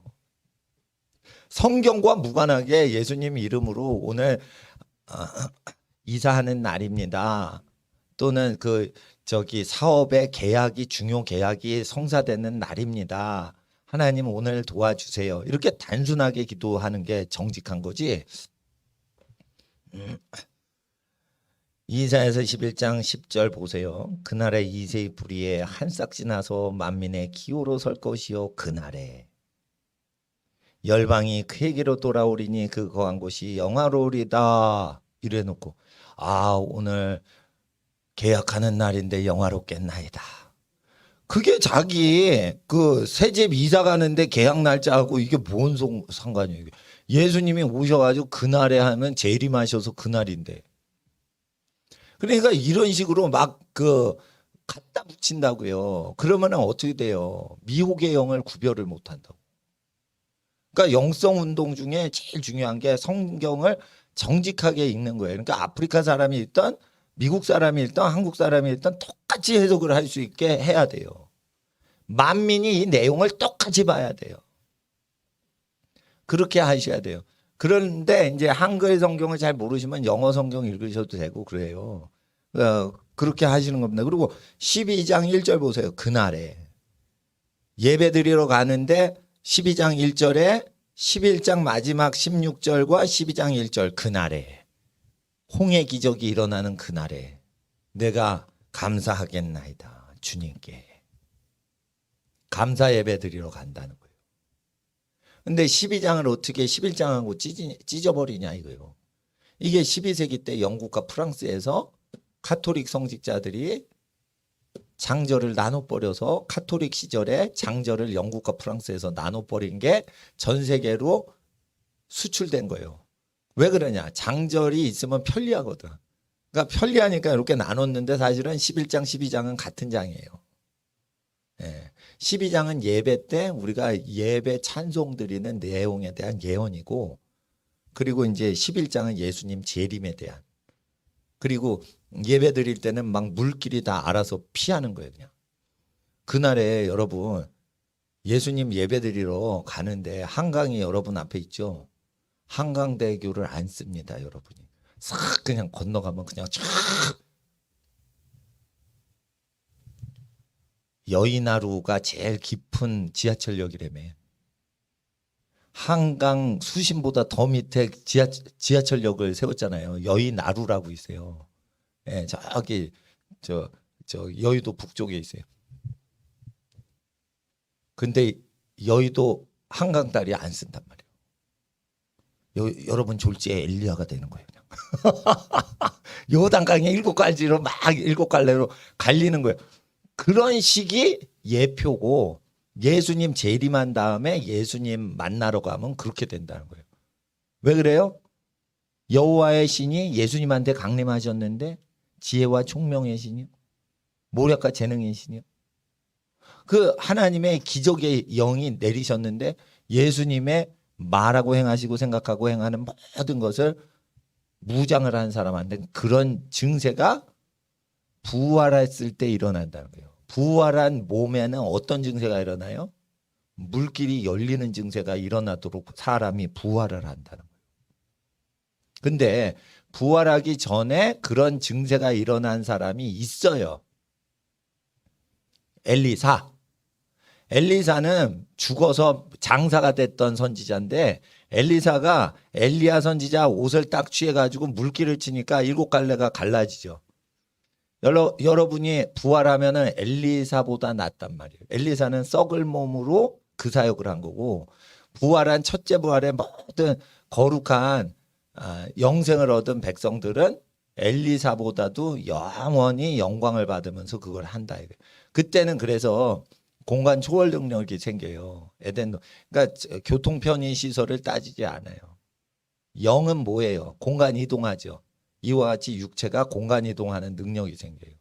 그래서 공간 이동하는 능력이 에티오피아 내시를 전도하고 나서 빌립 전도자가 공간 이동하잖아요. 그런 현상들이 일어난단 말이에요. 현대에도 그런 게 일어납니다. T.L. 오스본 있죠. 아프리카 선교사님이죠. 예? 아프리카 비행기가 불시착했어요.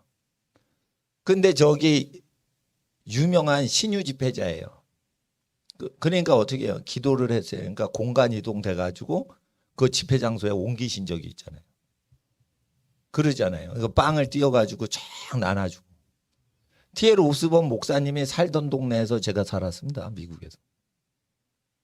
신유 기독교 도시 설사에서 살았어요. 저는 3년 살았고 이동규 목사님은 토박이라고 8년 살았어. 그 시골에서. 근데 왜 거기에 있었냐? 미국의 대표적인 신유 사역자들이 그 도시에서 살아요. 예, 그래가지고 이제 기적을 연구하려고 제가 그 도시에서 산 거예요. 박사학위도 그 도시에 있는 대학을 갔어요. 그래서 그 자료들이 그 도시에는 그 소아과 가잖아요. 그러면 소아과 의사 선생님이 할아버지신데 재미난 거 있어. 케네스 헤이긴 목사님 교회 건너편에 있는 소아과에 우리 애기 신생 알아서 데리고 간 적이 있어요. 소아과 의사 선생님이요. 뭐 저 약도 주고요. 주사도 주고 다 그러는데 꼭 예수의 이름으로 강건해질지어다 이러고 뭐래요. 담임 목사님 흉내내요. 왜 그러면 그 몇만 명 교회인데 병 고침 안 받았던 자가 없을 정도로 다 신유 체험한 사람들. 그런 데니까요. 예. 예, 그렇습니다. 그러니까 막 교회 운동장이 작은 대학교만큼 넓어요. 거기는 땅이 넓어가지고 작은 대학교만 몇만 평씩 돼. 그냥 교회 부지가 몇만 평씩 돼. 그냥 남는 게 땅이야, 그냥. 예. 예, 그런데 이제 그 도시가 100년 전에 처음 생길 때 이제 예배당 부지, 시청 부지 이래가지고 다 기독교적으로 그걸 한 겁니다. 그래서 사거리 코너 땅은 다 예배당 자리로 줘요. 우리나라의 사거리 코너 땅 예배당 자리 안 주죠. 정치인들이 다 그렇게 예배당 자리는 도시 가장 중요한 데에 기도하시라고 딱 배정을 해줘요. 무료로. 그러니까 청교도들이 그 도시 점령을 하고 도시 건설을 할 때는 죄를 멀리하는 기관, 교육기관, 학교, 교회 이런 거는 제일 좋은 자리를 줘요. 돈 쓰지 말라고. 그건 착한 일을 하니까 돈 쓸 필요 없고 국가에서 그냥 정치인들이 무료로 주는 거예요, 다. 그러니까 너무 그 미국이랑 구조를 딱 보면요. 지금은 많이 타락했는데 이게 100년, 200년 전 그 미국 정신은요. 대각성 운동이 일어날 때이기 때문에 사람들이 건설을 해도 아주 멋지게 건설을 해요. 100년 전에 그 대부흥이 일어날 때니까. 물론 이제 그 100년 전에 그 도시가 폐허가 돼서 이주가 돼서 유령 도시가 된 데 딱 가죠. 그러면은 우리나라 가장 극빈한 판자촌으로 살았어요. 그게 모든 국민들의 수준이었어요. 120년 전에 그 골드러시 해가지고 그 서부 개척할 때 그 마을을 건설하고 그렇게 살잖아요. 그런데 전부 다 어떻게 해요? 도시의 불황자들이 사는 판자촌 있죠. 그것이 서부 개척의 기본 모델 주택이에요. 그럼 뭐냐? 판자촌은 뭐예요? 아빠가 혼자 세울 수가 있어요. 그러니까 돈이 들어요. 아빠만 있으면 되는 거예요. 아빠만 있으면 그 판자촌에서 그냥 사는 거예요. 고장 나면 누가 고쳐? 역시 톱과 망치만 있으면 고치는 거예요. 다 고치는 거예요. 그러니까 어떻게 보면 이게 자유롭게 살았구나. 그러니까 골드러시 서부 개척했던 도시마다 제가 다 그 저기 미국 갔을 때 그 탐방을 했는데 멋져요. 예. 그거를 이제 고생했다라고 보는 게 아니고 자유롭게 살라고 막 그러는 거예요. 그러니까 그때 이제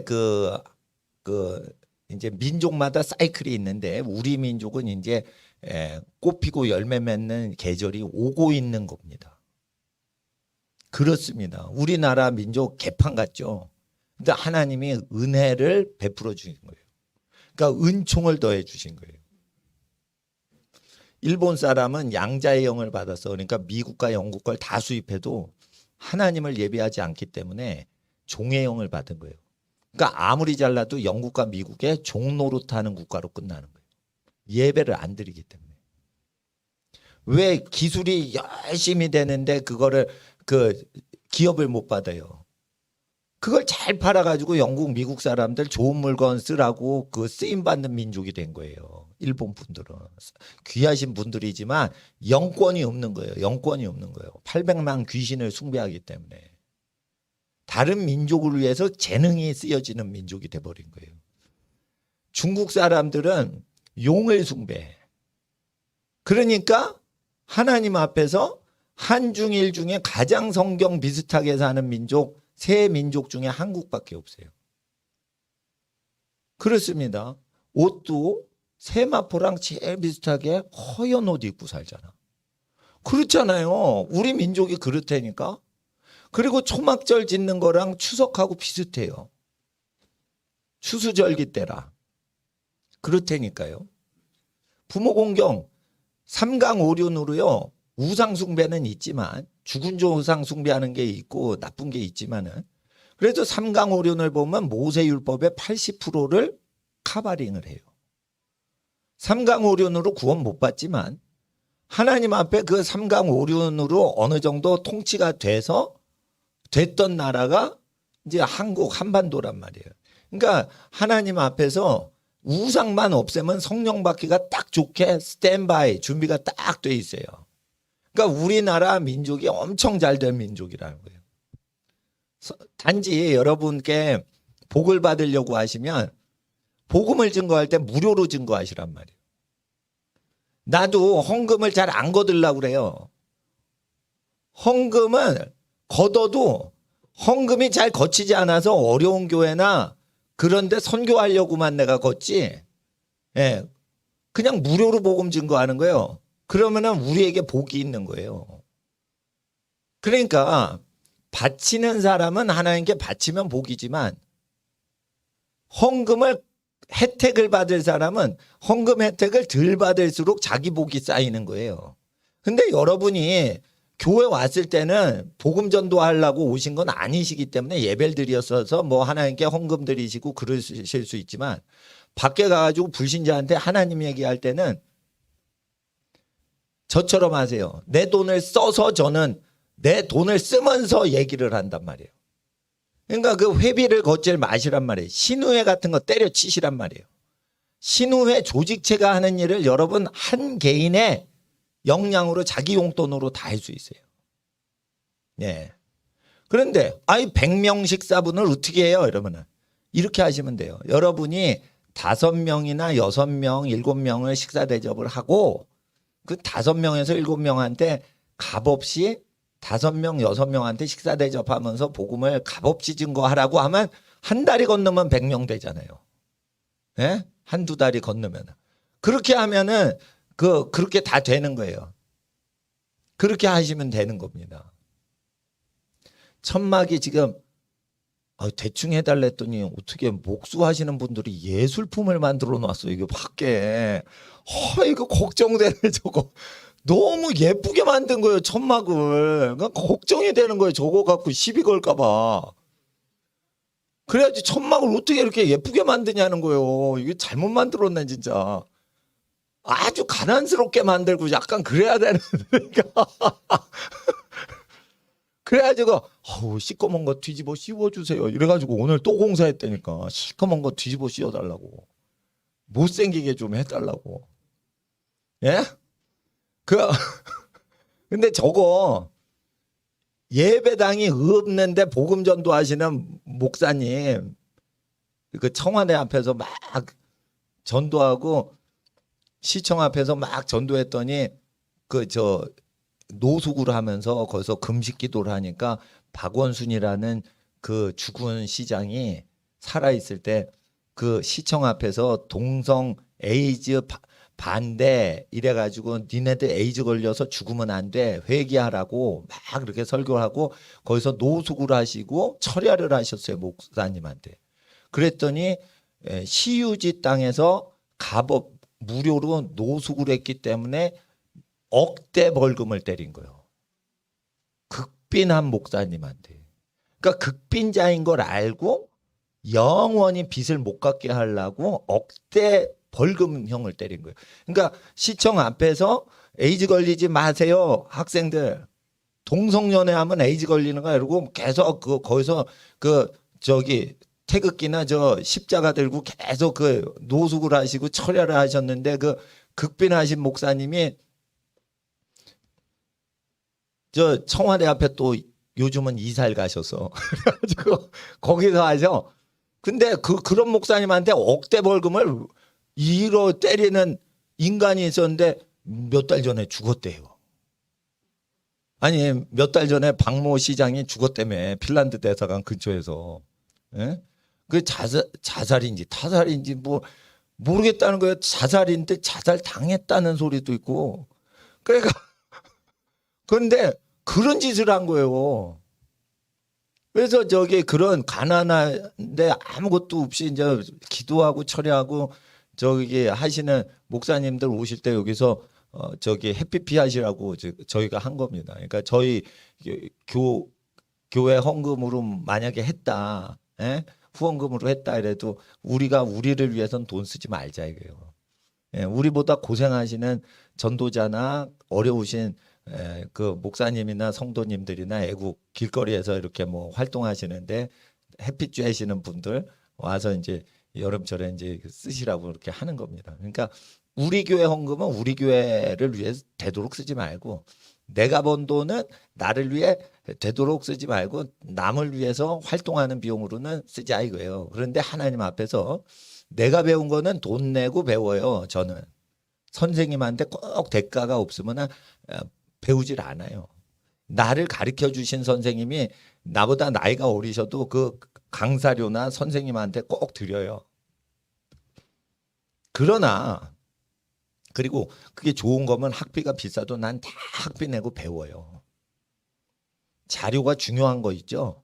근데 그게 수십만 원, 수백만 원이라도 다 돈 줘가지고 후원금 받아가지고 그 자료를 다 구입하는데 난 써요. 그런 다음에 어떻게 가르칠 때는 무료로 카피해가지고 무료로 가르쳐요. 그러니까 하나님이 나와 함께 하시는 거예요. 나 같은 죄인한테 어떻게 가까이 하시냐 이거예요. 나는 값 주고 사고 지혜를 사기는 해도 팔지 말라고 돼 있잖아. 돈하고 지혜를 교환하지 말라고 돼 있잖아. 그러니까 내가 가르치고 그거를 돈벌이를 안 한단 말이야. 난 잠언을 그대로 지키잖아요. 내가 가르칠 땐 돈을 안 받아. 배울 때만 돈 주고 그 지식을 사요. 그러니까 교육으로 돈벌이를 하면 하늘의 지혜가 잠언서에는 내리지 않는 걸로 돼 있어요. 교육업을 하지 마시라는 거예요. 그래서 제가 그래서 5살짜리한테 5개 국어 지금 무료로 가르치는 거잖아요. 그럼 보세요. 20살짜리 대학생한테 5개 국어 가르치면 잘 못해. 5살짜리는 금방 배워요. 애들이 천재거든. 유치원생들이 외국어 훨씬 빨리 배운다고. 이게 무료란 말이에요. 수요일날 꼭 오세요. 어린이들. 저 목사님이 나를 괴롭히려고 지금 유혹을 하고 있다 지금. 이렇게 생각하시면 안 돼. 예. 이게 하늘의 지혜를 받는 것은요, 돈하고 관련이 있어요. 돈하고. 돈 관리만 잘하면은 이게 끝도 없이 복이 오는 거예요. 그러니까 자기를 위해서는 돈 쓰지 말고, 근데 날 위해서 쓸 게 많다고. 그러니까 제일 중요한 일만 해보세요. 그러면 쓸데없이 돈 쓸 일이 많이 준단 말이에요. 제일 중요한 일만 딱 하고 살면 다 나머지가 다 해결되는 거 아세요? 제일 중요한 일. 어떤 남편이 그런 거예요. 내가 돈도 벌고 집에 가서 집안도 잘 다스려야지. 돈을 잘 벌어 오셔봐. 그럼 집에 가면은 황제 대접을 받아. 그런 원리가 있는 거예요. 그런 원리가. 엄마가 그래요. 애 새끼도 키우는 것도 힘들고 집안일도 힘들고. 여러분, 그거 집안만 잘 다스리면요, 남편이 돈 벌어 와, 자식이 돈 벌어서 갖다 바쳐, 이게 다 해결되는 거예요. 그냥. 그러니까 자기 일만, 이게 제일 중요한 일이 한 가지가 있어요. 그거에 모든 거를 다 올인하면 다 따라오는 거예요. 다 따라오는 거. 응? 근데 본분을 잃은 거예요. 본분을. 한국 사람은요, 전 세계 민족을 가르치는 사람으로, 민족으로 세움을 받았고, 저주에 있는 모든 민족을 구원하도록 부르심을 받았어요. 이게 우리 민족의 사명인데, 우리 민족끼리라는 그 친북 성향의 민족사관을 가진 것들은 저주를 받은 것들이요. 그러니까 저주받은 한 민족과 축복을 받은 한 민족은 양과 염소로 갈라져야 되는 거예요. 세금을 걷지 마세요. 여러분, 꼭 정치인을 집안에서 배출을 하게 돼 있어요. 너희 허리에서 왕이 나오리라 했어요. 모세 율법을 계속 지켜보세요. 여러분 허리에서 자손 중에 왕이 나오지. 지배는 안 받고 지배하는 계층이 나온단 말이에요. 모기고다 교만한 민족이라도 다른 민족보다 모세의 율례를 지키면은 통치하는 민족이 나오고, 구워줄지라도 구임받지 않고 경제 주권이 형성되는 집안이 생긴다고 하셨어요. 한번 그렇게 살아보시라는 거예요. 자, 그럴 때 하나님 앞에서 이제 말씀을 마무리하겠습니다. 여러분을 축복하시려고 예수님이 돌아가셨어요. 그러니까 예수님이 돌아가신 것은 우리의 허물과 죄 때문에 희생을 당하셨으니까, 우리한테 우리가 저지른 죄가 처벌로 천벌이 내려요, 안 내려요? 안 내리게끔 예수님이 끊어버리셨다 이거예요. 하나님이 내리시는 천벌이 안 오도록 예수님이 무효화시키시고, 그 몸에 그 우리의 받을 저주를 담당하셨기 때문에 이제는 하나님께서 우리가 직접 저질렀던 죄에 대한 처벌과 형벌과 정죄함을 집행을 안 하시고 계시다 이거예요. 그리고 우리는 예수님을 따를 때 복의 근원이 된다 이거예요. 근데 예수님은 복음 전도할 때 헌금 시간을 갖질 않으셨죠. 그러니까 헌금 시간 없이 복음을 증거하시는 분들을 후원해야 되는 거예요. 잘 보세요. 스테반이 집사님이었죠. 민간의 표적과 기사를 행하면서 복음을 증거했죠. 헌금 걷었어요, 안 걷었어요? 안 걷었어요. 헌금은 어떤 거냐? 스테반이 이렇게 베드로가 가. 근데 쫓아와가지고 내는 거예요. 쫓아와서 그냥 발 앞에 탁 두고는 튀어버리는 거예요. 그러니까 이 발 앞에 놓인 것을 어떻게 해요? 걸어가다가 주어서 그걸로 사도들이 나눠줬죠. 적극적인 헌금만 받는 거고, 낼 생각 없는 사람한테 스테반 집사님이 헌금 바구니를 돌리지 않았어요. 그래서 교회 차원으로 그렇게 하시면 그건 그 교회는 믿음이 있는 교회지만, 개인 차원으로는 다 할 수 있어요. 왜? 여러분 집안에 사업이 있고 직업이 있고 돈벌이가 있으면 헌금 걷고 하면 안 돼. 자기가 하는 거예요. 자기가. 카를로스 아나콘디아 목사님이 집사님일 때 나사 볼트 공장 공업사 사장님이었어요. 돈벌이가 되니까 자기가 장화 신고 빈민촌의 진흙탕 거리 돌아다니면서 예수님 믿으세요 이러고 헌금도 안 걷어요. 예수님 믿으세요. 가난한 자에게 하나님이 복을 주십니다. 부에노스아이레스 빈민구를 다니면서 계속 무료 전도하고 일주일에 한 번, 그리고 다시 월요일 날 출근해 가지고 열심히 공장 돌리고, 그리고 이제 주말에는 사람들이 있을 때 길바닥에 사람이 있으니까 토요일이나 이런 때 예수님 믿으세요 이러고 장화 신고 진흙탕 거리 계속 가면서 부에노스아이레스에 빈민촌 다니면서 전도하고, 주일날 가면 어떻게 해요? 담임 목사님 설교 열심히 듣고 예배 열심히 드렸어요. 그런데 나사 공장 사장님인 카를로스 아나콘디아에게 표적화 기사가 따르는 거예요. 그래서 나중에 늙어가지고 할아버지쯤 됐을 때 목사 안수 받아요. 그러니까 목사 안수를 일찍 받으면은 안 좋아. 표적화 기사나 이런 것들이 집사님한테도 막 일어나는 거예요. 근데 누구든지 믿는 자에겐 표적이 따른댔어요. 그래서 믿을 때 누굴 믿어요? 예수님 설교하신 걸 다 믿어야 돼. 그러니까 예수님 설교를 증거하시란 말이에요. 예수 믿으세요 이거보다 예수님이 이렇게 살라고 하셨어요. 예수님이 이렇게 살라고 하셨어요. 그게 전도예요. 예수님 입에서 나온 걸 똑같이 여러분이 하고 예수님이 행동한 걸 그대로 하는 거예요. 그렇게 하시는 겁니다. 내 부모를 공경하라 할 때도 그 부모가 할아버지 할머니 자기 부모님을 공경해도 되는데, 물질을 바칠 때는 여러분 돈 번 자식이 부모님한테 바로 드리지 말고 손자 손녀인 여러분 자녀를 통해서 할아버지 할머니께 갖다 바쳐라, 갖다 올려라, 이렇게 하면은 어린이가 아기 때부터 노인분을 보고 물질을 드려 공경하는 법을 배우겠죠. 그러면은 그 집이 엄청난 재물복이 일어납니다. 그리고 그 아이가 30년 후에 이제 직업을 갖고 잘 되잖아요. 그러면은 결혼해서 양가 집안 어른들한테 잘합니다. 그럴 때 여러분 자녀를 어떻게 해요? 요즘 결혼 추세에 안 맞게 연애를 시키지 마세요. 남자는 여자를 모르게 해서 키우세요. 여자는 남자를 모르게 해서 키우세요. 그러면요 20년 후에 여러분 집안 자식 데려가려고 줄을 섭니다. 줄을 서요. 희소성의 원리에 의해.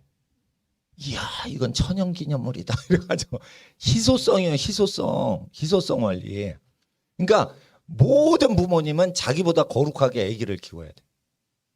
자기가 어느 정도 거룩하게 살았다고 해. 그 정도 안 돼. 더 아기들은 더 복되고 더 거룩하게 키우셔야 돼. 그래서 제가 대학교 가자마자 그냥 오레이 받도록 열심히 공부하라는 거예요. 근데 족보 예상 문제만 하면은 중간 기말 다 해서 A 학점 맞아요. 그러니까 평소에도 운동 잘하고 여러 분야를 다 다니엘처럼 모든 분야를 통달하는, 바벨론의 모든 학문 다 공부하는데 애쓰셔야지 자기 전공을 하시면 안 돼. 자기 전공은 기본으로 잘해야 하는 거고 나머지 모든 사회 분야를 다 공부해야 돼요. 왜 그런 줄 아세요? 다니엘서 왜 모든 걸 다 알게 하셨더라라고 돼 있냐면 나중에 사회는요 각각 분야가 따로 돌질 않고요. 이것들이 통합이 돼서 돌아요. 통합이 된다고요. 여러분 요즘 음악하죠. 컴퓨터 프로그래밍 못하면 음악 편곡도 못하고 음반 제작도 못하고요. 레코딩도 못해요. 음악을 하면 무조건 컴퓨터 전문가가 돼야 돼요. 아시겠어요? 그러니까 컴퓨터 공학도 알고 음악 예술 전문가도 돼야 되는 거예요. 다 해야 돼.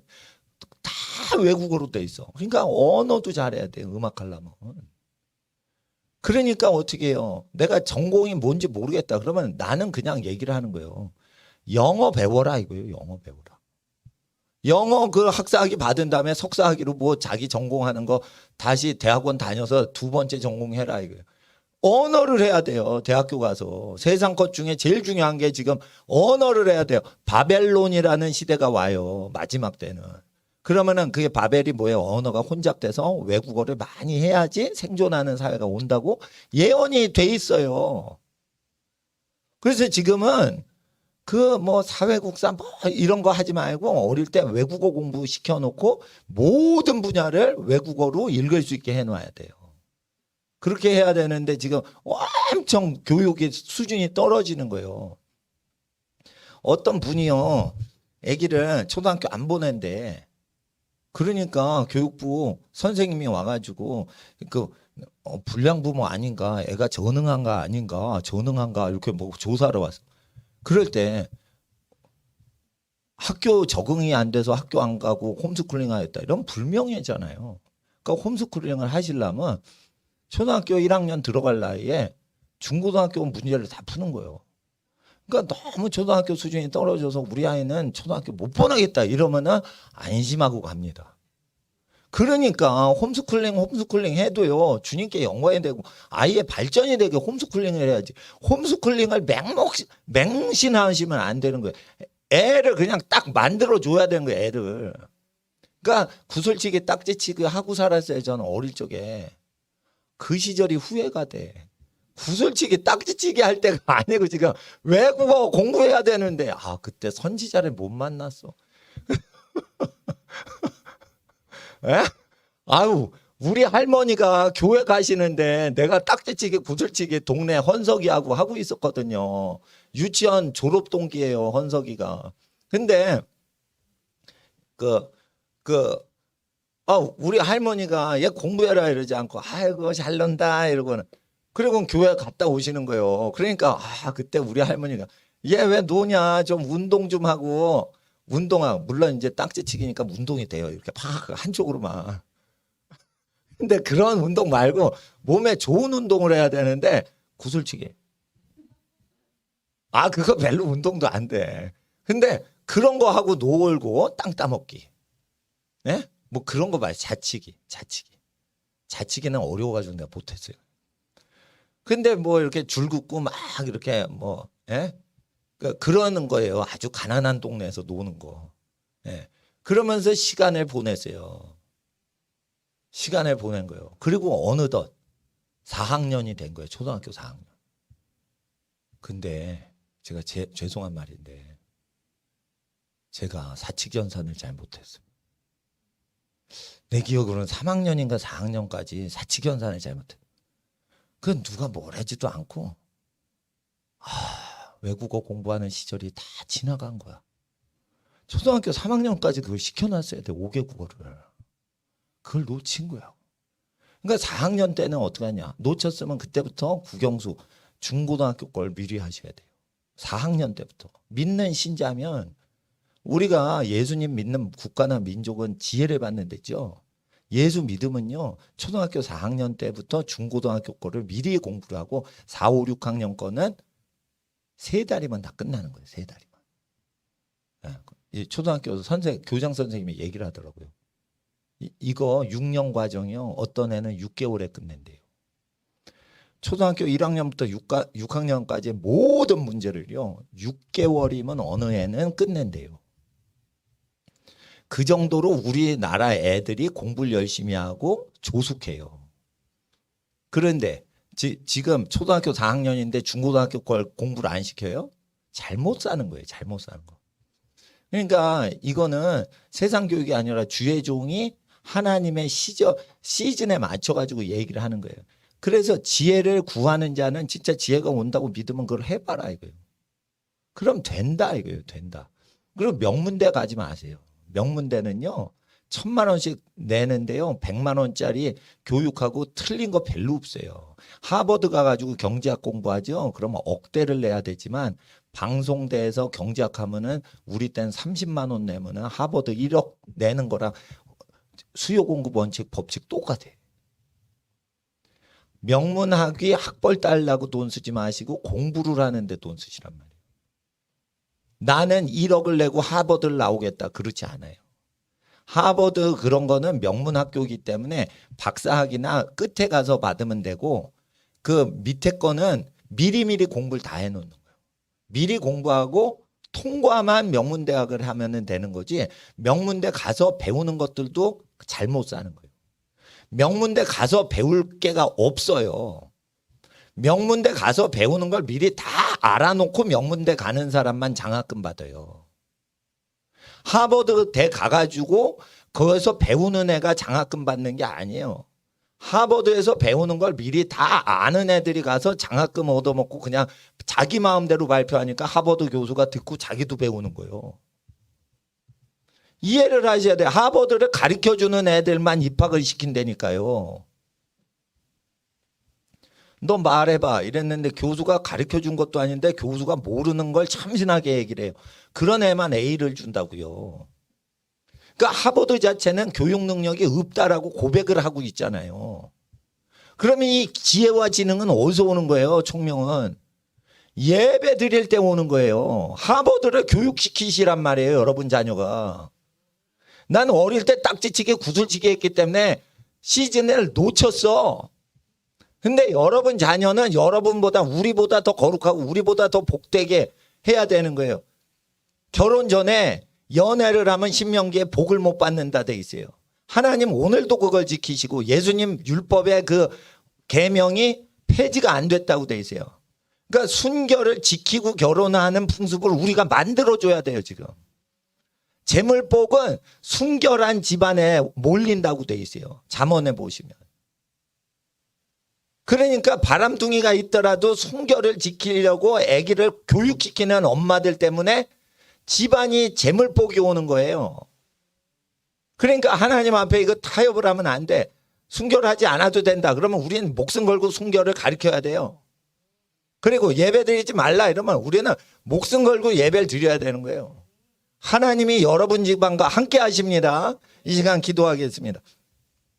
아버지 하나님, 오늘 나라 민족을 이끄는 집안들로 부름받은 하나님의 성도님들 모든 가정이 하나님 왕으로 임재하셔서 예수님 재림하시고 소와 늑대, 사자와 양이 함께 먹고 사는 때에 하나님 나라의 영광 위에 우리가 다시 부활의 영광을 기대합니다. 그때의 영광을 위하여 지금 옳은 길, 의의 길, 생명길로 다름질하게 하여 주시옵소서. 미혹의 길을 멀리하고 진리의 길을 따라 살게 하여 주시옵소서. 복의 근원되는 길은 복음서대로 사는 것이요 예수님을 쫓는 것이므로 오늘 예수님 말씀 다시 마음에 새기며 모세의 율례를 회복함으로 완전한 삶으로 인도하시는 하나님의 나라 가운데로 인도해 주시니 감사합니다. 귀가하는 모든 가정을 통하여 하나님께서 열국과 모든 민족을 구원하시고 나라를 일으키시는 주의 역사가 함께하옵소서. 도끼 들고 야만스럽게 살던 프랑크 민족이 프랑스 기독교 국가가 됐을 때 하나님 얼마나 아름다운 하나님 나라의 아름다운 예술과 문학들이 옛날엔 있었습니다. 현대 프랑스는 마귀 문화, 마귀 나라가 되었으나 하나님을 예배할 때 그 나라는 하나님이 임재하셨던 곳입니다. 이제 한반도에 하나님의 나라 임할 때가 되었사오니 공산주의 영을 멀리하고 무신론을 타파하고 예배자 되어 중국과 일본을 먹여 살리는 그러한 나라로 세우실 때가 되었사오니 50년 후를 대비하게 하여 주시옵소서. 여기 집안들을 예배시켜 주시옵소서. 자손만대 복의 근원 될 지어다. 모든 성도의 집안 축복하며 귀가하는 모든 집안에 동행하시옵소서. 거룩하신 예수님의 이름으로 축복하며 기도드리옵나이다. 아멘. 주여 부르짖고 귀가하시겠습니다.